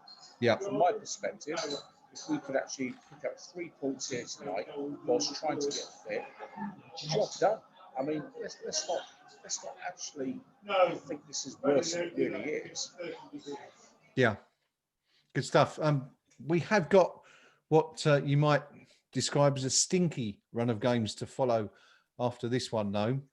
This is viewed by most people as our most winnable game out of the next, well, until the start of November, I guess. And we made the point earlier that in the corresponding fixtures for the first 8 games of this season, we failed to pick up a single point in 2019, 2020. So we certainly can't get any worse than we were last season. It could get a lot better.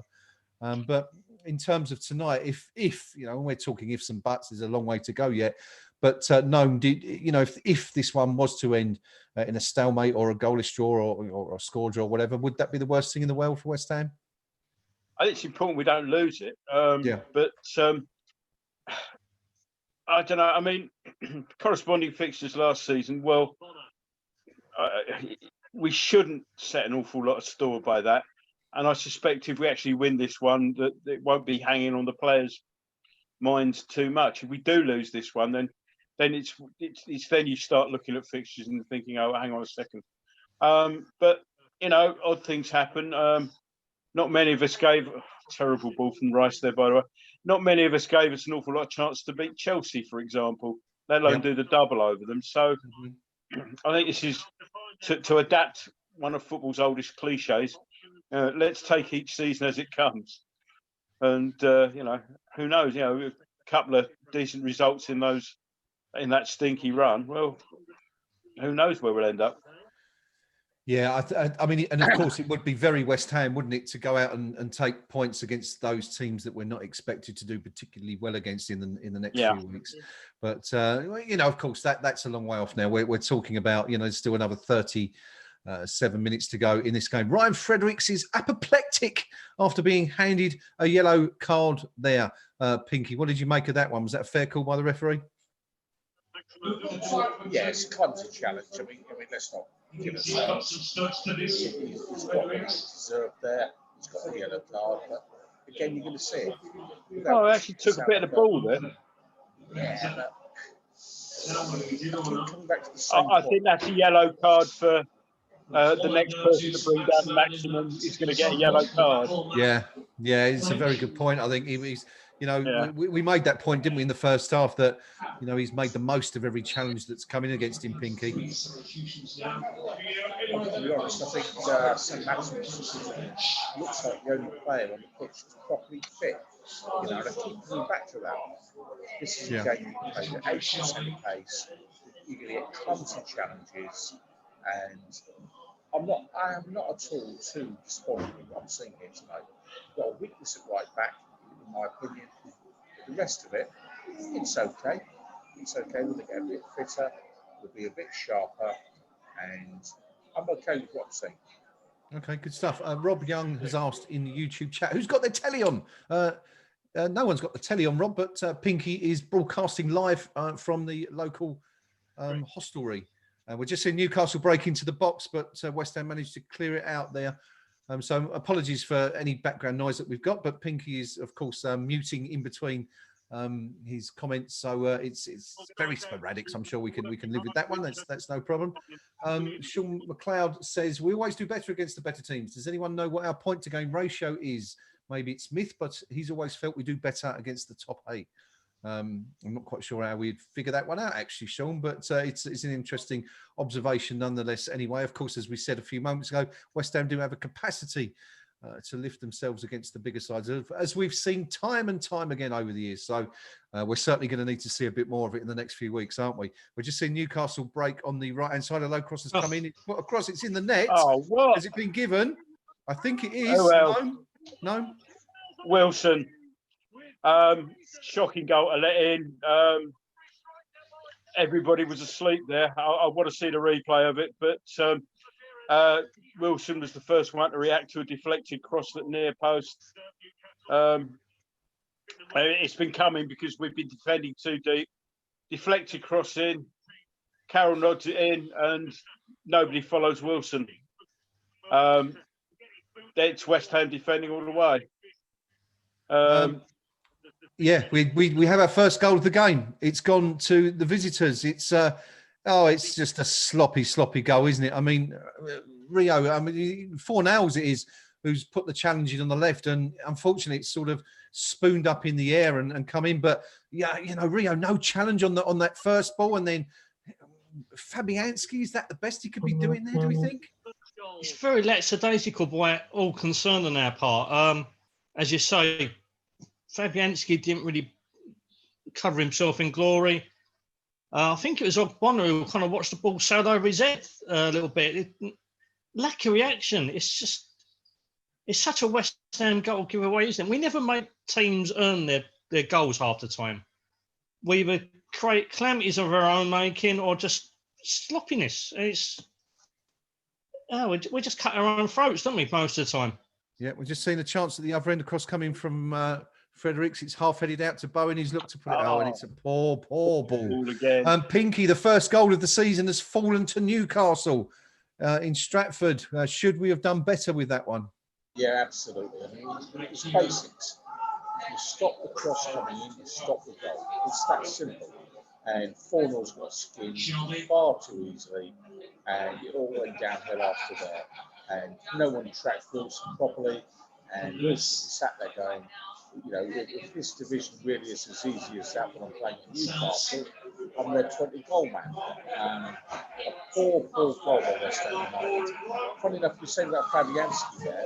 I actually felt in the first half Fabianski was looking more like the old Fabianski. There seemed to be a little bit of a lack of bottle. Could be more aggressive going towards the ball when Wilson scored. Poor goal, but I'm putting that one on corners. Okay, interesting stuff. Regardless of who's responsible for the error, it is West Ham United 0, Newcastle United 1. We are rapidly approaching the hour mark. We spoke a few minutes ago about how essential it was not to lose tonight. But now we've got to go out there and score. We're just seeing a cross coming from Newcastle. It's drifted into the penalty spot, and a free kick is given in Michail Antonio's favour. Yeah, so a brief respite there. But it's just, again, what is it? This comes back to what we've been saying all along, isn't it? The weakness on the flanks. Newcastle have targeted both sides throughout the game, and it's no surprise, is it, that that's where the goals come from? Yeah, I mean, it had been coming. We were sitting back. Balls were coming in, and instead of trying to build up when we'd won the ball, it was basically, let's get rid of it. Panic stations, hoof it long, going nowhere near Antonio, and it was just coming straight back, and with the inevitable consequences, I'm afraid. You've got to stop those crosses. You can't just sit back 10 yards away from the crosser and stick a leg out in the hope that it blocks you. You've got to actually make them work for those crosses, and sadly predictable. We need a bit of oomph. We need a bit of pace. We need a bit of somebody to actually sort of look and find that ball. I mean, we're getting sort of hours of possession, but it's just going across the back four, and Newcastle are sitting back. They're compact. We're not getting it between the lines. Every time there's a player, he's got 5 or 6 Newcastle players between him and the goal. Yeah. Yeah, very, very right. I mean, we've come out. We said it, didn't we? That's more like it. We started the second half in a similar fashion to the way we started the first, and we've paid the price there. Yeah, very much so. I mean, we were incredibly static in the middle, and we could all see it coming, that the targeting our flanks, as Wolves did so successfully in the restart game, and it's exactly the same process. Yeah. It was just down this one side all the time, and it's a very similar kind of outcome. But we've set up basically from the start not to concede, and we haven't got much impetus in us. The spell towards the end of the first half, we looked like we was actually getting into things. But we've just been incredibly stodgy apart from that 15-minute spell. We're just on the corner now, but I'm never hopeful from these. The corner's coming in from the right-hand side. It's lofted in by Bowen, and it's headed out. I think it's Carroll, who's, as he did so often win at West Ham, first the ball, but it's back down the left-hand flank to Declan Rice, who looks to get a crossover. It's a low one into the box, and it's cleared out again. West Ham finally beginning to put a bit of pressure on Pinky. Yeah, I mean, I'm not totally convinced of that statement. I think it's Graham. I mean, what I'm looking at here is a team that has a lack of genuine spark. I'm thinking a player like, not that we've ever seen David Silva in his peak, Hazard in his peak, someone actually all the ball will make a difference. You can't open them up at all. For us, the dangers always come from set plays. The more the set plays, the more we've got. We look very, very awkward indeed in that sense. Yeah, 62 minutes gone. We're just seeing a lovely shot of Newcastle Supremo Mike Ashley in his mask there. I'm sure Noam, he's going to be very happy with what he's seen so far. Oh, that's Ashley, is it? I mean, you can't tell behind the mask. I think so, yeah. I can't see his belly, of course, but... Yeah. Well, I mean, it might add another $1 million or 2 onto the price tag, mightn't it? I mean, he's done very well out of not selling them recently, hasn't he? With the deal that's just fallen through, he's made somewhere between 9 and 18 million, I think, just by taking the deposit. So with that in mind, I've got a car that I'm going to be putting up for sale shortly. If somebody wants to pay me money not to buy that, then I'll do the same terms. But no, I mean, there's a chance here. We're just almost. Ball played. To a back pass, yeah, very strange back pass, but unfortunately, Antonio. When I was talking earlier on, where we were sort of being very ponderous, going backwards and forwards across the back, all of a sudden we played a first-time ball past the midfield into the sort of fullback area, which it got cleared. Bowen was onto it, but it got cleared. But that's what we were looking for, that sudden injection of something quick. Rather, I mean, we're back to this. It goes to a player, a Newcastle player comes towards him, and then eventually we just float a hopeful ball up. And, as we did there, I'm just coming in there, Noma. Just a little something. I don't know if you guys spotted there, but Declan Rice looking very, very unhappy right now in the middle of the park. Laid off a short ball. And while the game was going on around him, he was raising his arms and remonstrating with the players in front of him as if to say, where are you? You're not giving me anything to play. We've seen Rice has looked completely out of sorts so far tonight, Rio, and looking very, very frustrated now. It's not a good picture so far there. No, not at all. I would have put it down to early season kind of lack of form and the whole atmosphere around the club. But he's had 2 games for England a week. He's the one who should be more fitter and finer than anyone else. Yeah. He just looks very, very out, like as you say, out of sorts. His passing's been largely shocking. He's been very sloppy in possession. Very much unlike him, and that's a bit of a worry. When you asked me earlier on if I thought he was going in the window, and I said no, I was basing that purely on the fact that Chelsea have had their Shaw deodorant adverts on all day, and I've been bombarded by Mason Mount on that. And I thought, well, obviously Declan's not going there, but maybe he wants a bit of the deodorant action. I don't know. It just doesn't look the Rice that we know and love. No, he's certainly stinking the place out a bit tonight. And as I speak, the Dr. Sink hair transplant thing is in the background now. There it is. I've got it now. Yeah, amazing. There you go. I'm just going to write the address down. While we were talking there, the camera's panned over to the side. It looks like David Moyes is about to make a couple of substitutions. Pinky, Sebastian Haller and Andrei Yarmolenko receiving instructions from Kevin Nolan. Who do we think is going to be coming off?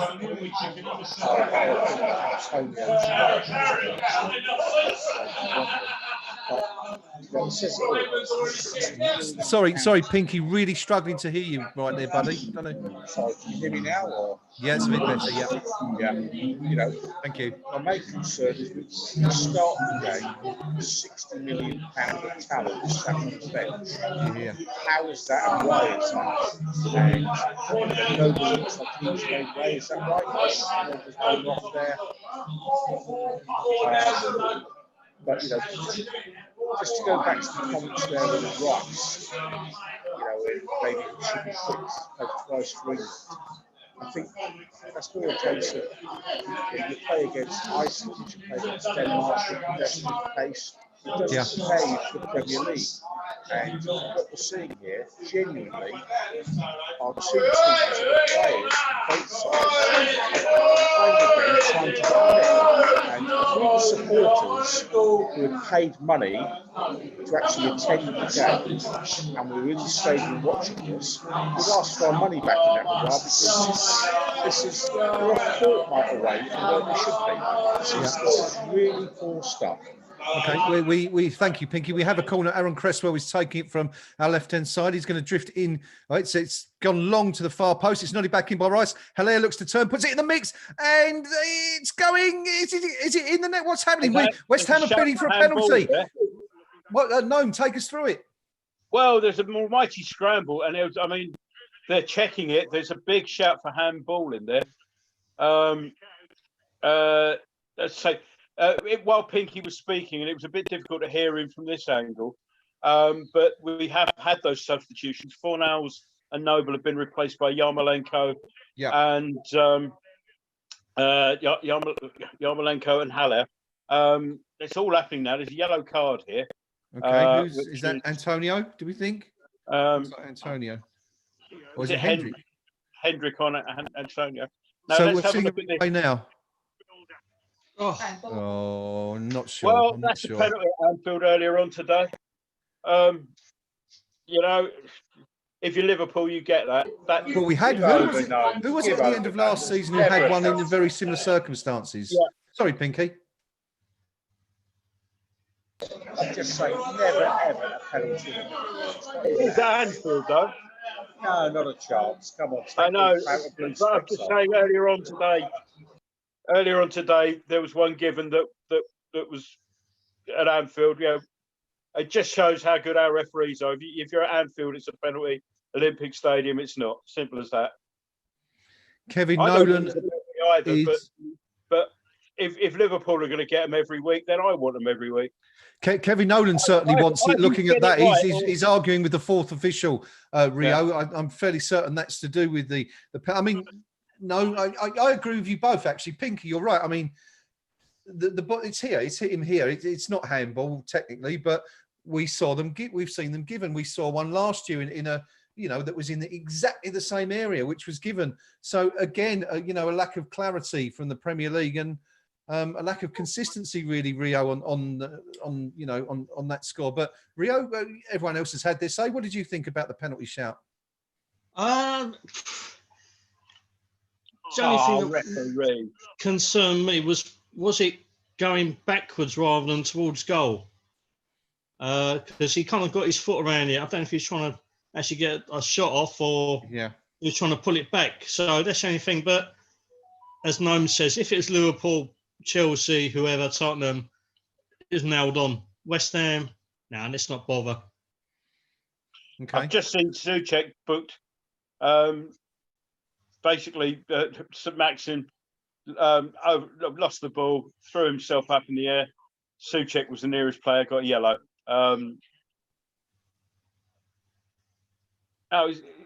What's he doing? A ref hasn't got a clue what he's doing. I'm not. Is he booked Yarmolenko now as well? By the looks of it, is it Yarmolenko? I think he's decided it was Yarmolenko. Fouled was the nearest. Yeah, he's booked Yarmolenko. He's cancelled it for Souček, giving it to Yarmolenko. Maybe for swearing in Ukrainian, possibly. Who knows? Maybe he's Atwell hasn't a clue as ever. That's no news, is it? But, well, the thing is, the way West Ham are looking, it's looking like we don't have a clue really much at the moment, doesn't it? We're going into the last 20 minutes now. We've not really threatened Newcastle an awful lot in this second half. We're looking to do that now, though. Aaron Cresswell receives the ball and is pointing out wide to Bowen, who seems to have switched to the left-hand side of the pitch momentarily. It's going back across the other side. But we need Pinky. We need a goal. Are we going to get one? Sorry, buddy, you've got your mic down there on the table. Yeah, no, I mean, truthfully, I can't see what it's coming. We need one, but how often has their people really had to work? But to be honest, how often is Fabianski working? We've mugged for a goal, and we're not in the position to mug them for a goal just yet. If we get one, I think we're lucky. Okay, good stuff. Thank you. That chance coming to nothing again. The fans in the stadium there, all two of them, getting frustrated, and you can see with the way it's going at the moment. Rio, we're drifting towards a rather disappointing defeat. The way things are right now. What does David Moyes do apart from get Sullivan to put his hand in his pocket and buy some new players next week?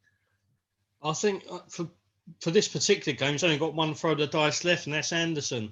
Yeah. And hope that he can recapture some of the form of his debut season. Anderson's got a point to prove, and really needs to, if he does get the nod, which we desperately need, a bit of flair and a bit of attacking impetus. He's really got to step up to the plate. We've been incredibly lackluster. I mean, this second half's been pretty turgid, isn't it? We've offered for nothing. When we have, it's been pointless, aimless crossing into the box. We've got nothing now. Dare I say it? Are we missing a Grady Diagana? Well, my hope for Grady is never to play number 5. I wanted to play him as a number 10. I think Black tonight is a brilliant running out of position and feeding the ball into a striker. And it's that lack of creativity just behind us. Sorry, Pinky, we're really struggling to hear you again there.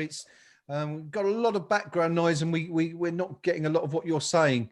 But talking about Dean Garner there, of course, yeah, we're missing. That's exactly what we're missing, isn't it? A player who can come on. Moyes doesn't seem to have much faith in Anderson to perform that role, and it's certainly, you know, it's certainly something we look to be missing. I mean, you can imagine the criticism that the board received last week was extreme, and you can only imagine what it's going to be like, you know, if this stays this way. You know, it's going to be horrendous.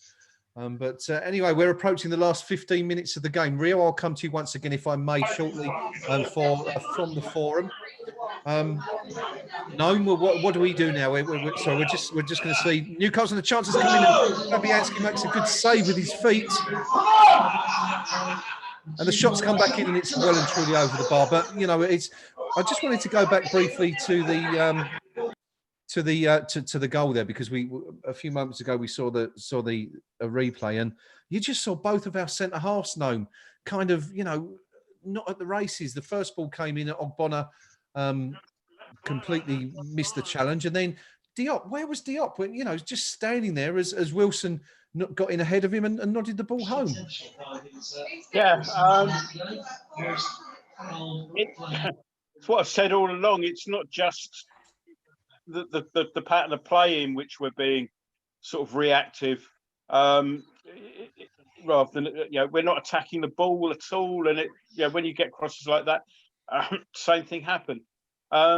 St. Maxim's given himself, he's thrown himself to the ground one too many, so he's come off for Joe Linton. It's the Newcastle sub while we were talking just there.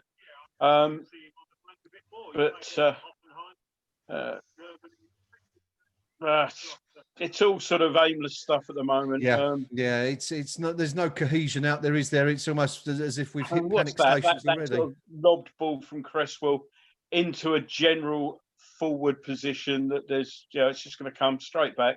Yeah. Newcastle can put their feet up really at the moment, because we're not being creative. And again, it's another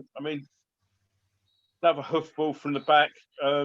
Antonio clatters it in the back of the. Haller clatters it in the back of the centre half. Free kick, but it's all, we're getting sort of, we're not passing it well enough, and then, after a few minutes we get frustrated, and it just gets hopefully hoofed or aimed in general. We've got, the I should just point out, it's nice to see our vice chair with her face mask back on again. Of course, Ms. Brady was using a tabloid column earlier in the day to criticise people for attending events during the summer, which has led to a second spike, which of course could in turn delay the return of supporters to the London Olympic Stadium. Was of course pictured in said stadium without a mask on, while everyone around was wearing one. I should stress that was the first picture we found in Getty Images when looking for something to accompany the story, so it was quite apt in the circumstances. But it's Rio, we've pretty much gone back to Route 1 stuff now, haven't we? It's like panic stations again. Yeah, it's predictable, it's disappointing, and it's going to end us getting nothing. We're throwing balls into the box, which we've got no one realistically who's going to get on the end of them. Heller's not that kind of striker, as we know. Antonio, he tries, but he's not what I call an Andy Carroll in the air. Dare I say it? Yeah. We're looking a little clueless and aimless, and on the course of defeat here. Yeah, it looks like we're Newcastle getting close to a second goal the way it's going. Shelby's had a shot. Bonner's putting a decent block. Yarmolenko picks it up and looks for an option, but there's nothing in front of him. And he's found Bowen, who's done very well to sort of keep possession. But it's all very slow and tepid and unadventurous, Pinky, right now, isn't it, from a West Ham perspective? Yeah, very, very, very, very much so. I don't think our issue is so much in the flanks. I think our issue is bang in the middle. No creativity there at all. Feed the ball through, unlock the opposition defence. We saw no result, and that was after the manager picking It's not great. It really isn't. No. You look like a team that's maybe set all season. Yeah, no, it certainly isn't great. We just saw Declan Rice burst into the box there, almost Ricky Villa-like for those of you who are old enough to remember the 1982, was it? 81, 82 FA Cup final. But unfortunately on this occasion, he didn't manage to twist and turn his way inside a couple of defenders and find the net. His attempt was blocked. West Ham enjoying a little bit more possession in the opposition half right now, but we're approaching the last 10 minutes. It's still West Ham United, Newcastle United 1. Rio, I can imagine the people, our forum members are going absolutely bonkers right now. What we're witnessing, we're just seeing a low cross come in, but it's cleared out for a corner. Before that happens, Rio, what's the news from the forum? Yeah, there's not much joy flying about, and rightly so. Lovejoy has commented that to complete the full set of midfielders who have been due for the treatment today. Bowen's gone under the radar, but he's been shocking. Yeah, it's just basically lamenting our lack of ideas, our lack of impetus. And sorry, just pausing while we. Oh, Yarmolenko struck. Oh, it's narrowly wide. Yarmolenko picking the ball up on the edge of the box, firing goalwards, but it's just inches or yards. It's a couple of yards wide of the right post. Sorry, Rio, back to you, buddy. Yeah, no, just like people rightly commenting in pre-season before, obviously last week's game, we was looking pretty tidy going forward, and that's the one bright hope we had. Where's that all gone?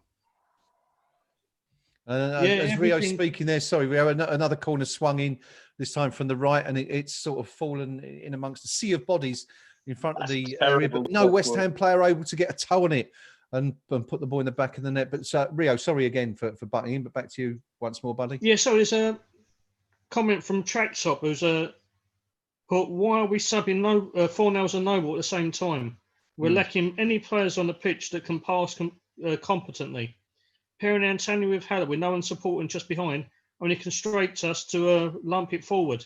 This is really not an acceptable plan. And he's got a massively good point there. Yes, all very depressing at the moment for us once happy hammers. That optimism we spoke about, it looked like a handball there from Bone, but that optimism we spoke about at the start of the game seems to have disappeared and trickled away already, and we're only 80 minutes into the new season. But you know, there's still time. Let's remain optimistic for now. The game isn't over. There's still time to find an equaliser, and who knows, we might even grab a late winner, and that is probably a little bit too optimistic for now. But I think we'd all just take a point at this stage, no, wouldn't we? Yeah, definitely. Well, we're bringing it to Newcastle a little bit more at the moment, but you know, it's still. Well, I mean, like, we got in a half decent position there, and then Antonio's run into traffic. We forced a couple of corners. Second one of which the Yarmolenko shot, I didn't think was a corner, but nobody seemed to complain too much about it. So maybe it did get a touch as we give the ball away again in midfield. Yeah, we've got to be careful there, because giving the ball away there, I mean, it was lucky it fell to Rice, but Rice tries a crossfield ball, cut out, because it's obvious that's where it's going to go. But we've got to be careful about where we give the ball away, because in that situation where it fell to Rice, we were 2 passes from disaster there. It's yeah, not good. Less than 8 minutes of normal time remaining. West Ham pushing forward again. A little bit more urgency. The cross comes in from Fredericks, looking for Antonio, but it's cleared out. West Ham win yet another corner, though. So Pinky, we're putting a little bit of pressure on Newcastle now, but is it a question of too little, too late once again? Maybe, but it's spoken about efficiency in the rising sun, so they're all giving it a bit of a whirl here. But again, it's going to come back to a set piece. Who can get on the end of it? Let's see. Ball comes in now from Fredericks. Header. They're all going you in the mum. Okay, good stuff. As we heard from the collective oohs from the pub there. West Ham game reasonably close. It's I think it's Hilaire, isn't it? The cross comes in from the right. Hilaire rises highest to meet it. Unfortunately, it's a bit of a looping header. There's not much. It wasn't the tidiest of saves from Darlow, but item one was it didn't need to be. It's just keep it out and then sort of gather it after that, and it wasn't the most difficult saves you'll ever have. Yes, but, we keep playing the ball. We've just done it then. We keep playing the ball in the air to players who are, sort of 2 foot shorter than the player that's marking them. Just seen Andy Carroll fall over in comical fashion there, as if he was poleaxed by the Invisible Man. There's a change coming up for Newcastle, and we're just seeing who's coming off. I wonder if it's going to be Carroll. Or is it Callum Wilson, perhaps? Not quite sure, but we are 84 minutes gone. West Ham United 0, Newcastle United 1. The only goal of the game coming in the 56th minute from who else? Callum Wilson scoring. Our old foe. He's done it so many times for Bournemouth. At least this time he didn't use his hand to put the ball in the net, I suppose. So credit, for that at least. Pinky's waiting to come in. Pinky, over to you.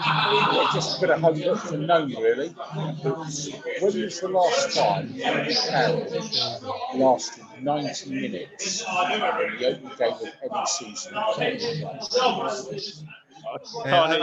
I think what Pinky was saying there, was when was the last time Andy Carroll lasted 90 minutes in a game for West Ham? I don't know.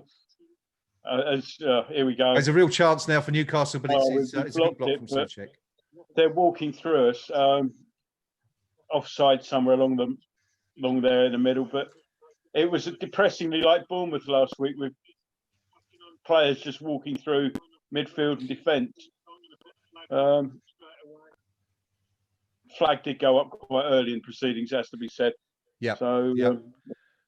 But yeah, it's a good point. I think Pinky making there about Carroll. He can never last for West Ham, but here he is about to play a full 90 minutes and having made a complete nuisance of himself throughout the game. West Ham, it's desperate now, Rio.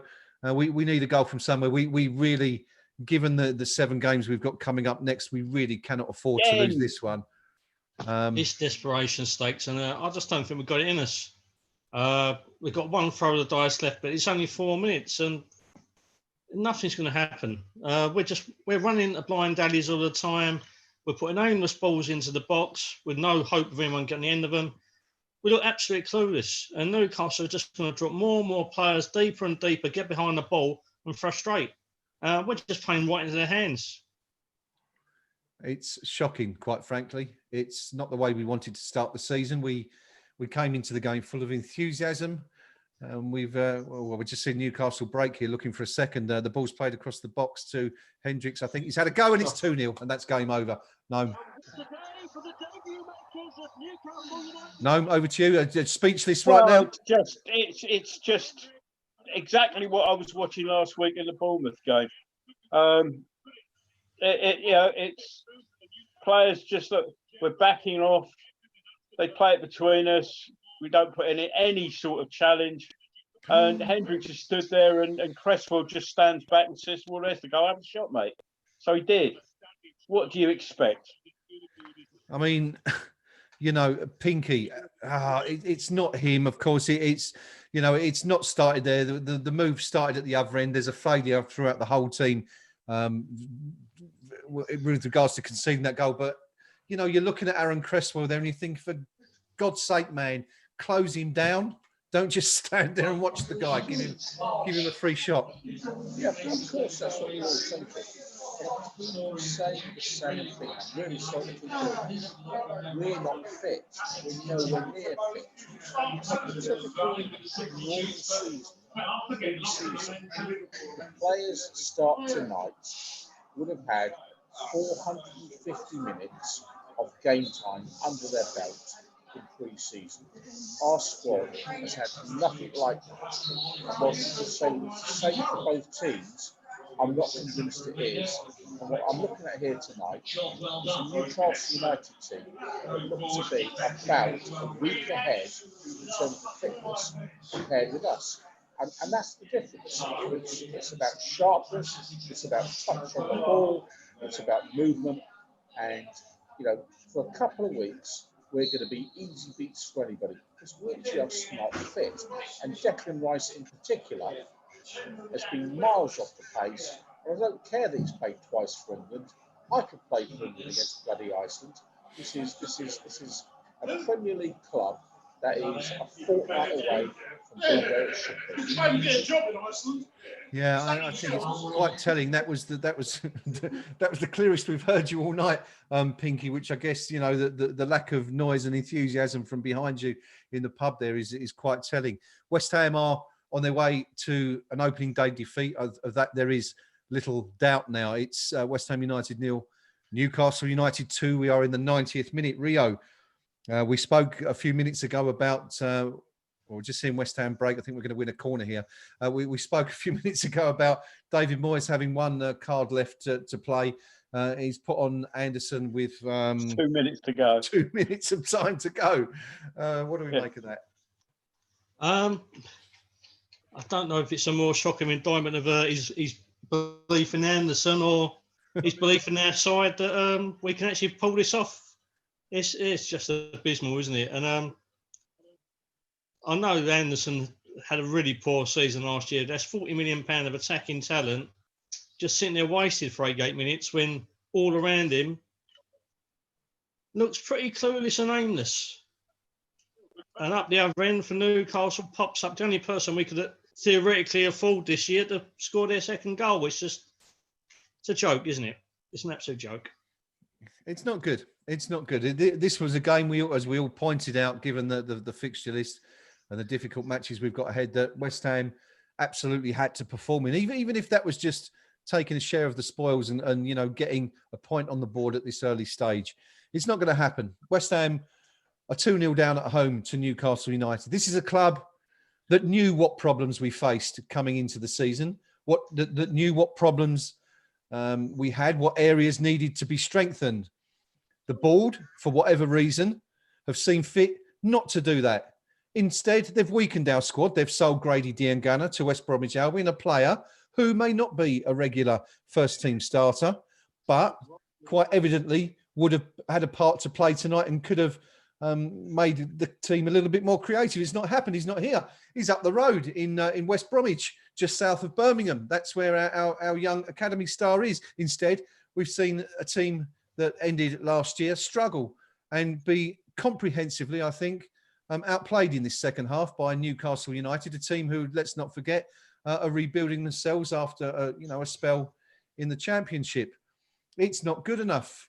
I'm not telling anybody anything we don't already know, but the board told us they were selling Diangana so we could strengthen the team elsewhere. Here we are, at the end of the first game of the season, our most winnable fixture, you might assume, until November, and we are going down against a team that we're going to be fighting to stay up against at the end of the season. I guess we could we're just seeing a cross coming from Yarmolenko, but something needs to be resolved. I mean, the club needs to address this quickly. David Moyes can only work with what he's got. We know Moyes wants to invest in the squad. When is this board? When are our owners going to do it? When are they going to back him and give these supporters something to get behind, something to cheer? No, I'm going to shut up now before I say something that I might possibly regret in the future. I shall pass it over to you with just over 2 minutes of the 5 added on to go. Yeah, sums it up really. I mean, I'm minded the other day when the preview Percy. Having said that, we have a shot which is saved by Darlow. It comes out, ricochets about, and doesn't go in. And now there's somebody clean through, and good challenge in there at the end from Ogbonna. Almiron could have put it 3-0, but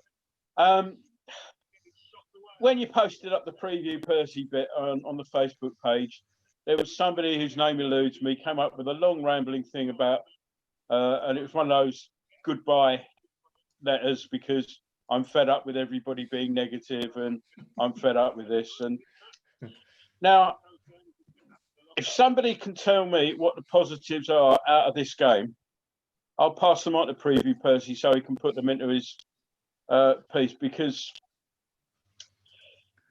this is everything that's been wrong with our team for the last 2.5 seasons. And why is it not being addressed? If somebody would tell me, you know, that this is realistic, be realistic. We've seen nothing here in the second half that should give us any confidence. And Shelby's now got to the byline. Fabianski makes the save, but you know, it's you know, it's going down. It's really dreadful. This reminds me of that Wolves game where we had no idea. Now we got better after that in the lockdown period, but we seem to have forgotten what it was we were doing. That yeah, we just got a cross in there, but yeah, we've simply forgotten what it was we were doing that helped us stay up. From what I've watched today, we can be grateful that Fulham are in the league. I know it's very early days and only one match, but yeah, if I had to make a decision today, Fulham are on the way down, and it wouldn't surprise me if we joined them at the moment. No, it's very much that sort of performance, isn't it, so far? Pinky, I'm going to come over to you. I think he might have gone. Pinky was just letting us know that he's very low on his battery there, and I was going to come to him quickly just to finish off. The game is over, by the way. That's it. Full time has gone. It's West Ham United 0, Newcastle United 2. Pinky, I think, has left us. Perhaps we can get him to rush home from the pub and join us at home for a bit of post-match discussion. We'll be hanging on here for a little bit. So if anyone wants to stay and join us, let us know. Let us know what you're thinking about the game. You know, we're not going to get anything positive, of course, but let us know how you feel. What you think about what you've seen. I should just point out the KUMB Forum is suffering a little at the moment because of the sheer number of people trying to get on, no doubt, to express their dissatisfaction. We're sorting that out right now in the background. That's we've got another hand on that. But Rio, West Ham United 0, Newcastle United 0. Your immediate thoughts, my friend? 2-0. No, did I say 0-0? Which it was 2-0, of course. I'm trying to do 3 things at once here. My apologies. I'm trying to put something constructive together here. Good luck. But yeah, I just wish the team had tried as well. I'm just at a loss how the 18th richest club in the world, the 11th best supported club in the world, who clearly got deficiencies around the squad. It's an unbalanced and ageing squad. Can't afford to strengthen when every one of our contemporaries has done and has done quite considerably. We've all seen for the last year how our side needs strengthening in areas. It's not just us seeing it. The people that we saw in the ground tonight about 10 minutes ago, they're seeing it. They're seeing it week in, week out. How can they not see that the club that they own is largely disappearing down the toilet? They have no kind of passion, they have no scruples. That side tonight is so disjointed, devoid of ideas, motivation, confidence, and dare I say it, ability in areas that is shocking. The only thing that looks like it's been spent on the club in the summer is moving the seats forward and a new dress for Karen. Apart from that, we look doomed. That was our easiest game until November. By November, we could be ranked bottom after 8-9 games with 0 points. If that's the way that they want to move forwards, they're welcome to it. But for me, no. we're a club. We did a 4-hour special last week about a club in crisis. This absolutely nails it on the head. We are absolutely in crisis, and things need addressing now. Not in a week's time, not in 2 weeks' time, not in a few months' time. Now, because we are doomed. Yeah. Good stuff, Rio. Comments from the heart, of course, there. From one very, very concerned West Ham United supporter.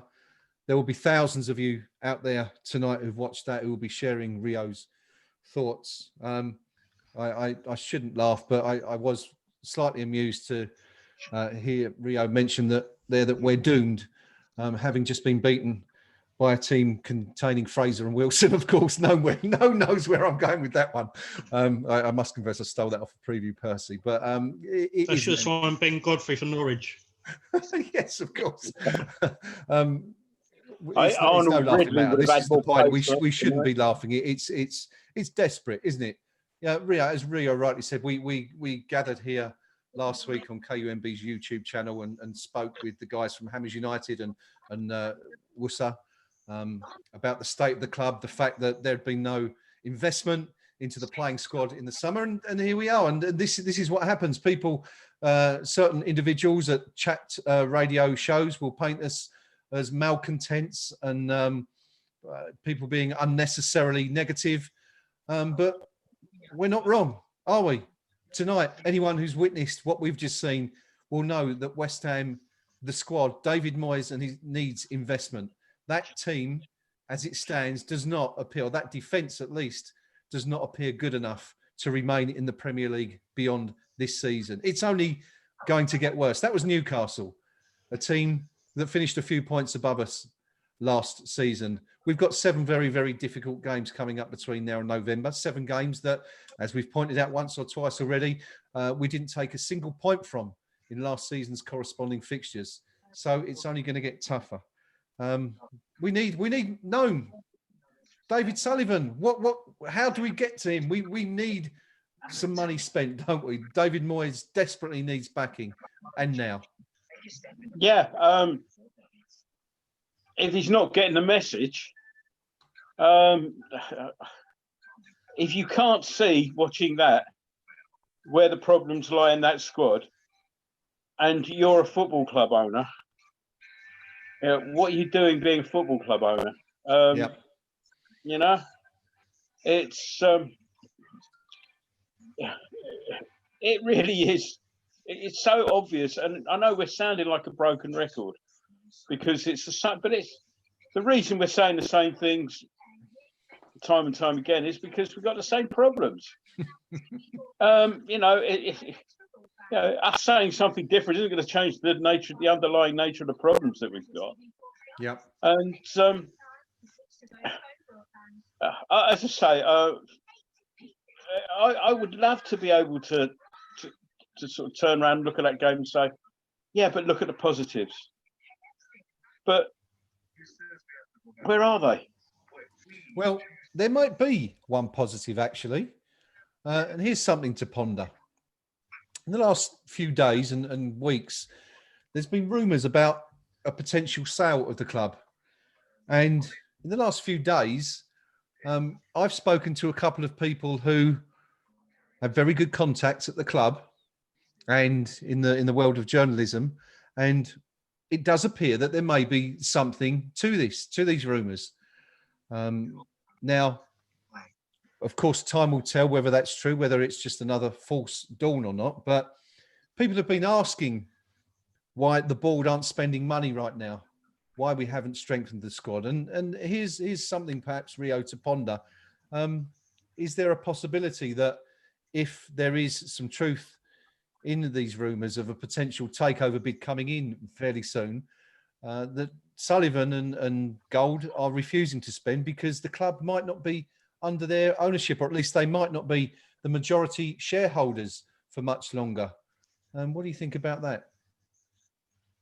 I sincerely hope that these rumours are true. I've been incredibly busy this week, so I've not had a chance to kind of delve in and do any kind of research on that. Yeah. But if that is true, I I'm not a religious man, but I'll be praying it is. My only worry is that by the time that any takeover comes, Yeah. and we do get a chance to strengthen, it could be well too late. So any potential new owners will have to work from a starting point that's in the Championship. Yeah. I'm all for change. We desperately need it. I think our current ownership of, I think they clearly lost interest. Interest is the one thing they haven't lost, isn't it? Well, yeah, well, exactly. Million quid's worth of it. Yeah. They've got very no good point, desire to invest in the squad. Yeah. No desire to keep an incredibly large fan base of, as they call customers, happy. So I am praying that these rumours come to fruition. We need change, and we need change incredibly quickly. Okay, good stuff, Rio. We're going to go to the forum very shortly. Before we do that, so if you want to get that prepared, Noam, I'll come back to you in just a moment. I just want to see what people are saying. We've had quite a few people join us via YouTube for the stream since the game finished. So I just wanted to go through a few of the comments that are being made there. So Hobo says it's clear which variety our owners are, but what makes them think they can keep staying up? Well, I guess on the evidence we've seen tonight, Hobo, that there's little evidence that the club is going to be staying up in its current form, given the squad that's available there. Dan Grimsey, good to hear from you, Dan, an old friend and footballing colleague, of course, of mine, and known someone we've played alongside at Evening, Dan. over the All years. right, mate. Says DS fancies himself. He certainly fancies himself as a football director and purchaser of players. We know that over the years from comments that we've been told by the manager, Sam Allardyce, etc. Neil Carr, who of course is someone who has a family member who is particularly close to the club. Good to hear from you, Neil. I'll be speaking to Dad next week, by the way. They're saving every penny before they can sell the club, is Neil's view. So, someone else who's perhaps heard similar things. Rob Brown says there are football club owners who obviously love their clubs, and there are owners only interested in staying in the Premier League and making money. Which do you think ours come under? Kieran James says he's not bothered about the results so much, but just the lack of quality all over the pitch. Very valid point, Kieran. There was certainly, no evidence that. To be fair, actually, let's try and be as positive as we can. The first half, we hit the bar a couple of times. There were opportunities for us to score. Maybe, a little bit better finishing. Souček, of course, had a chance. As far as the second half goes, we forced that one save.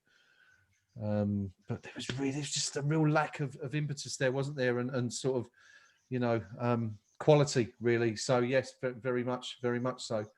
Lowell Green says we were abject versus Bournemouth and worse tonight. On the strength of this, West Ham United are certainties for the drop. And Chris Dalby says, let's be in no doubt, if it wasn't for Michail Antonio, we would already have been relegated. And he is a thigh strain away from being out for a few months. Really despondent. That positivity we kind of held before the game, it's all gone, hasn't it, Rio? I'm assuming that on the KUMB Forum match thread, it's a pretty similar situation. There isn't a lot of love flying about, let's put it this way. Just to pick out a few comments being made, Hamburger has put, pathetic. We'll be lucky to get 3 points from our next 6 matches on this performance. Could be a record worst start from a club in the Premier League. SH has put, if Moyes thinks Tarkowski is the answer, he is clueless as many of us believe. How can he justify blowing our budget on one player when we need at least 6? And as per usual, forum member Burnley Hammer, who I've got a lot of time and respect for, he summed it up really nicely. It's pretty clear to me that the players' heads have gone since Diagana was sold. We were looking sharp in pre-season until that point, then it all changed. Nothing wrong with the team that was picked. It's the same team that ended the season stronger not all that long ago. Nobody was 100% though. Antonio didn't play well. Bowen had one of his poorer games, and Rice not his usual self. Souček and Bonner are probably our only players that get some credit. Maybe Yep. Fredericks too. One thing that was clear to me is that we need Tarkowski. The up was rubbish today. He never anticipates anything. He's under the ball every single time when it's crossed in. He's in the wrong place when the ball gets pulled back. He frequently loses his men and ends up stood there on his own, marking nobody. All very despondent and an air of gloom, you could say, gnome around the fan base. And why not? I mean, you know, we expected the worst coming into the game, even though we all hoped for the best, and it hasn't worked out. Interesting, the Whirlwind, another comment from the forum that I've spotted there, Rio. The Whirlwind says it's very lucky for the owners that there are no fans there today, or tonight, should I say. And I think that's a very, very valid point. Just a couple more comments from YouTube. Chat Noozles says, even if it's just a rumour, it's something talking about the rumoured impending bid for control of the club. Noodles says it's something at least we can hold on to this evening. So, you know, small shreds of comfort, I guess. Steve Palmer says, same old, same old. The next level wasn't supposed to be downwards.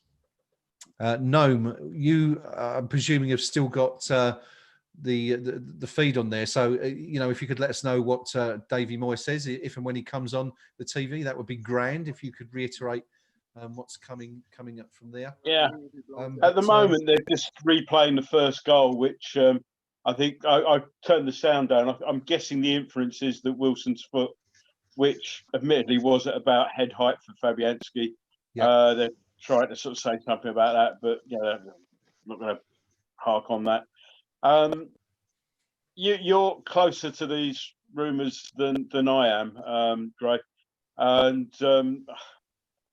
my sort of view really is that, you know, these rumours do keep sort of surfacing from time to time. They surface so often that as soon as I hear them, I tend to discount them mentally. Now you're closer to people who may or may not have any knowledge of these, and maybe there is a bit more substance.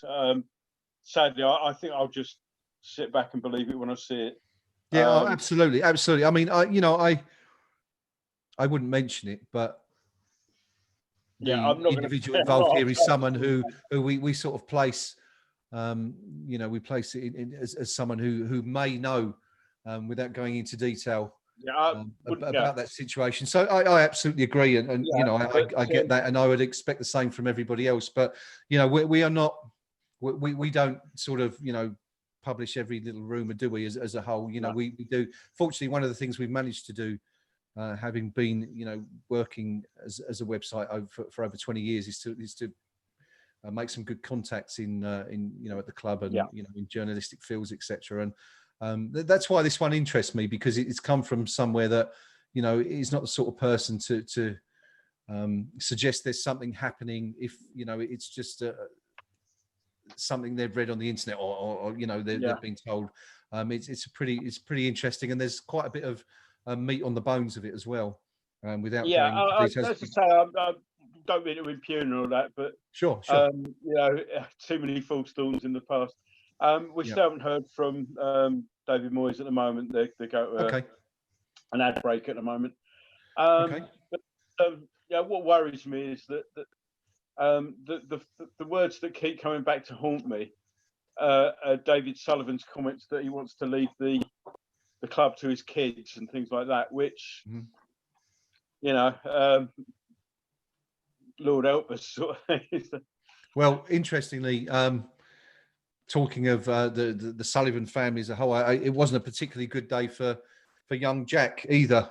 For those who are unaware, the ladies' team were on the TV playing at the Dagenham Stadium, where their home games are played this season, and they were playing Arsenal, who are, you know, a particularly strong team in the ladies' game, and the Hammers went down by 9 goals to 1. West Ham ended the game, or actually played much of the game with 9 players after having one of our players dismissed following an Arsenal, and I think it was their second goal. Gilly Flaherty, I think it was, who got sent off, I believe, after remonstrating with the referee. Rightly so, as it turned out, because the goal was offside, and there was one or two very, very dodgy decisions later on in the game. But yeah, so tough day for the Sullivan family. You know, as I say, the ladies absolutely smashed 9-1 by Arsenal at Dagenham this afternoon. Of course, now the seniors, the men's, beaten Rio 2-0 by Newcastle United, and Andy Carroll and Callum Wilson scoring, and the goal, you know, the first goal coming from a break on the right-hand side. If you were asked to script this game before the match, isn't everything that happened exactly what you would have put, you know, on the table before the game?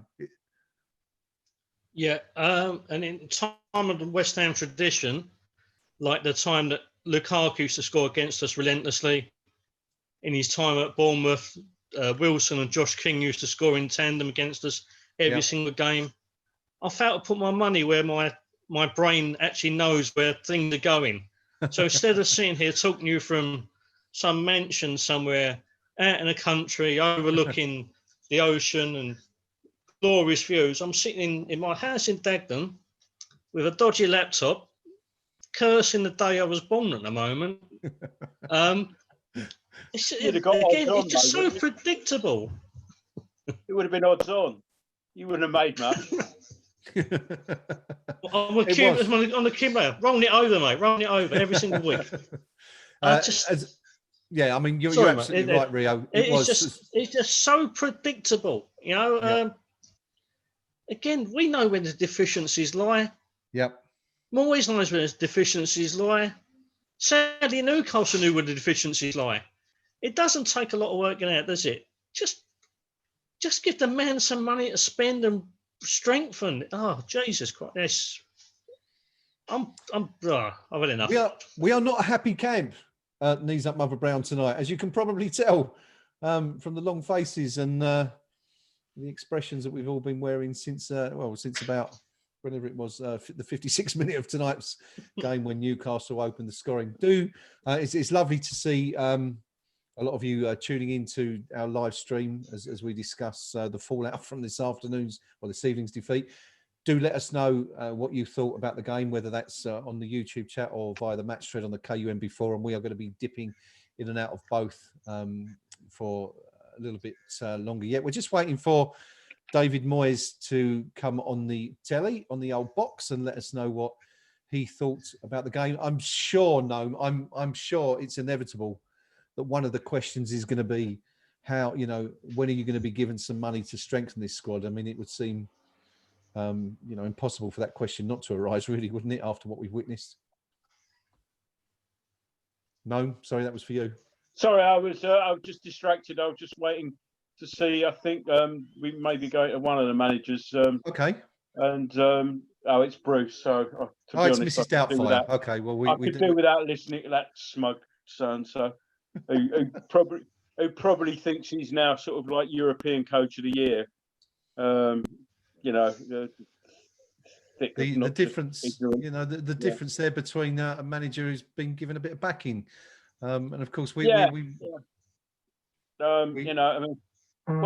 got money, hasn't he? Because he gets paid for not selling the club. So yeah, there's all that money come in. The least you can do is reinvest it in the club.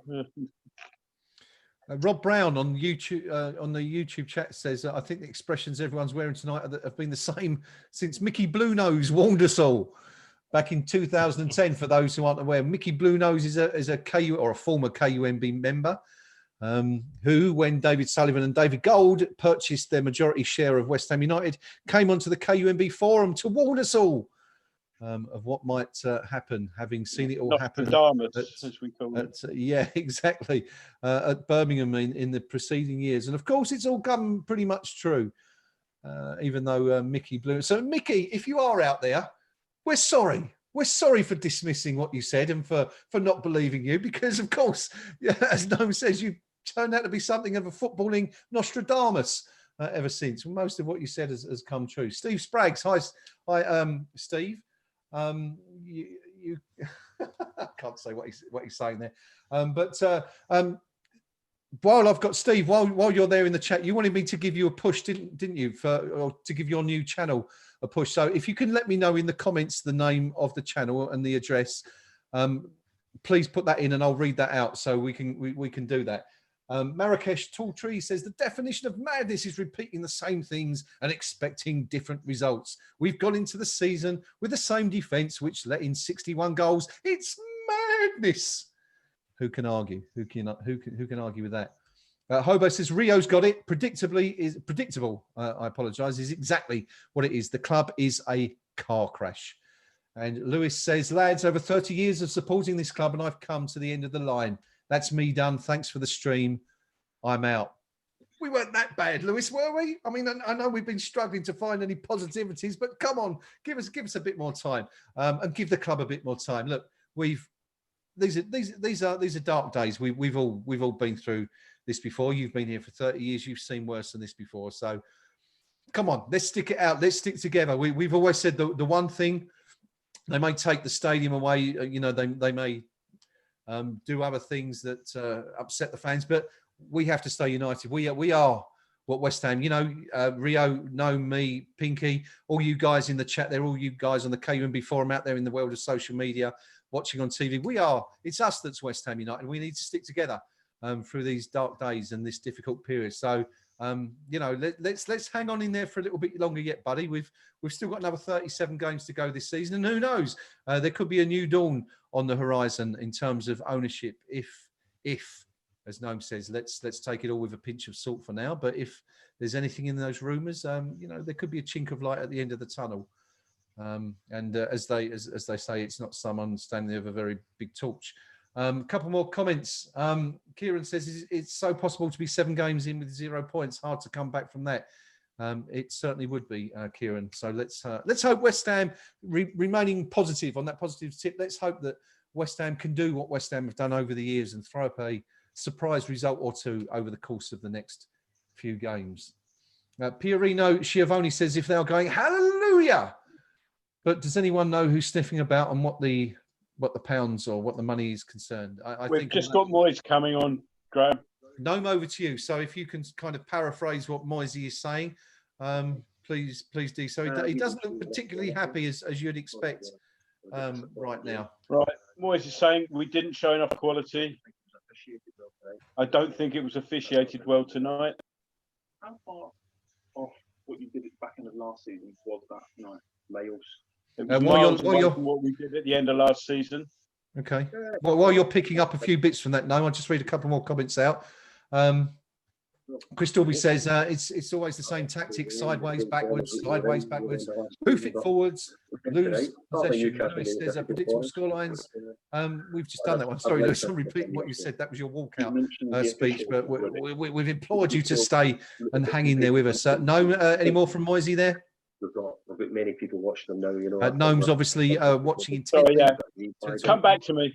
Yeah, okay, buddy. No worries. Rob Brown says, night all. See you all for the same glum chat on Tuesday, or maybe not. You never know. We may smash them 7-6. West Ham back in action, of course. Tuesday night, we're playing the mighty Addicts, Charlton Athletic in the Carabao Cup, which, of course, there's 4 games, Rio, I think, isn't there, this month? 4 rounds of the Cup. It's going mad. I think they're playing every week in September. I do think that. To be honest, I've been so apathetic about the start of this season after last week's events. I've got no idea what's coming up. I know we've got a game next Saturday, but this was a bit of a surprise to me. I might have to rejig some plans. But 4 rounds in the month? Jesus, Wenger lost the first one, let alone I won't worry about 4. Yeah, this is the crazy thing. I'm going to pull up the fixtures, but I think there's a round every week or two for the rest of the month. For some reason, the league or the EFL or whoever it is runs it has deemed it necessary to squeeze all those early rounds in at once. But I'll try and get there in just a wee bit. And we're just doing a bit of a server reboot in case anyone's struggling to get on KUMB right now. Just adding some resources to the server as we're particularly busy at the moment. But yeah, and Noam, how are we doing there, buddy? Have we got anything else from David Moyes coming in? Okay, a couple of minutes. I've just popped you on mute for a second, Noam, in case you're wondering why we're not hearing you. But Moyes is gone now, so I'm going to come back to Noam. He's going to unmute himself and tell us what the boss has been saying. Okay, well, largely predictable stuff, I suppose. That was a group of players that 6 weeks ago were one of the form teams. I was hoping for much better. We can do much better. He was asked about whether or not the events of the last week or so, the discord within the team had an effect on players. He was adamant, not a thing, had nothing to do with it. Repeated the fact that these were the players who were playing so well at the end of last season. The interviewer mentioned that Newcastle showed the value of freshening things up with new players. Okay. If we can get someone in, that will improve things. But again, repeated the fact that these players were fine at the end of last season. Yep. That's really basically it. So no specific questions on targets, Tarkowski, anyone like that? No specific questions. He was not happy with the officials, but refused to be drawn on any further than that. I think there are a few sort of things during the game where, I can see his point, sort of thing. But okay, what are you thinking of specifically there? No. I think Carroll should have been in the book within 30 seconds. Yeah, fair point. He did exactly the same thing a few minutes later. Mm-hmm. He went off having not troubled the yellow card at all. Pinky and I had the debate about the potential penalty. All I would say is that was given at Anfield. The handball, which where the connection was pretty much just underneath the shoulder. Yeah. That was given at Anfield. And what? Sorry, it was 1-0, I believe, at the time. Was it not when we had that incident? Yeah. I think it was. So it could have potentially changed the course of the game if it had been given. Well, it would have done anyway. I think the interviewer did a particularly poor job there because there were various areas that I would have liked more questions on. Like, well, Newcastle managed to freshen things up by bringing players in. We saw the value of that. Mm-hmm. Yeah, it'd be nice to bring someone in. Well, who are you after? That's what we want. Yeah. But unfortunately we're hampered here by not having access, and I suspect that the questioning in the in the press room afterwards will be a little bit more focused. But obviously we don't get to see that, so So not an awful lot, really, is the summary. I mean, a little bit of an easy hand given to Moyes by the broadcasters there on that occasion, which I guess is probably to be expected. But Rio, you've heard what David Moyes has had to say via the medium of Noam. What did you make of those comments there? It's largely predictable, isn't it? Nothing earth-shattering we didn't know. It's largely predictable and uninspiring, which really sums up our club at the moment, isn't it, really? But just going quickly back to the forum, Gray, while we're here. Yes, buddy. Yeah, sure. Again, very valid point here by Hammer PDC. He says, I'm at my record level of apathy with his football club. I used to say, I don't care how we get on. I don't care if we go down. But deep down, I know I did care. Yeah. Now, these lot could relegate us tomorrow. I won't bat an eyelid. The ball don't care. The manager doesn't care. The players don't care. So why should I? And I think that pretty sums up the feelings of, I'd say, the majority of our fan base in a minute. And it's really sad to see, but I can't really deny it either.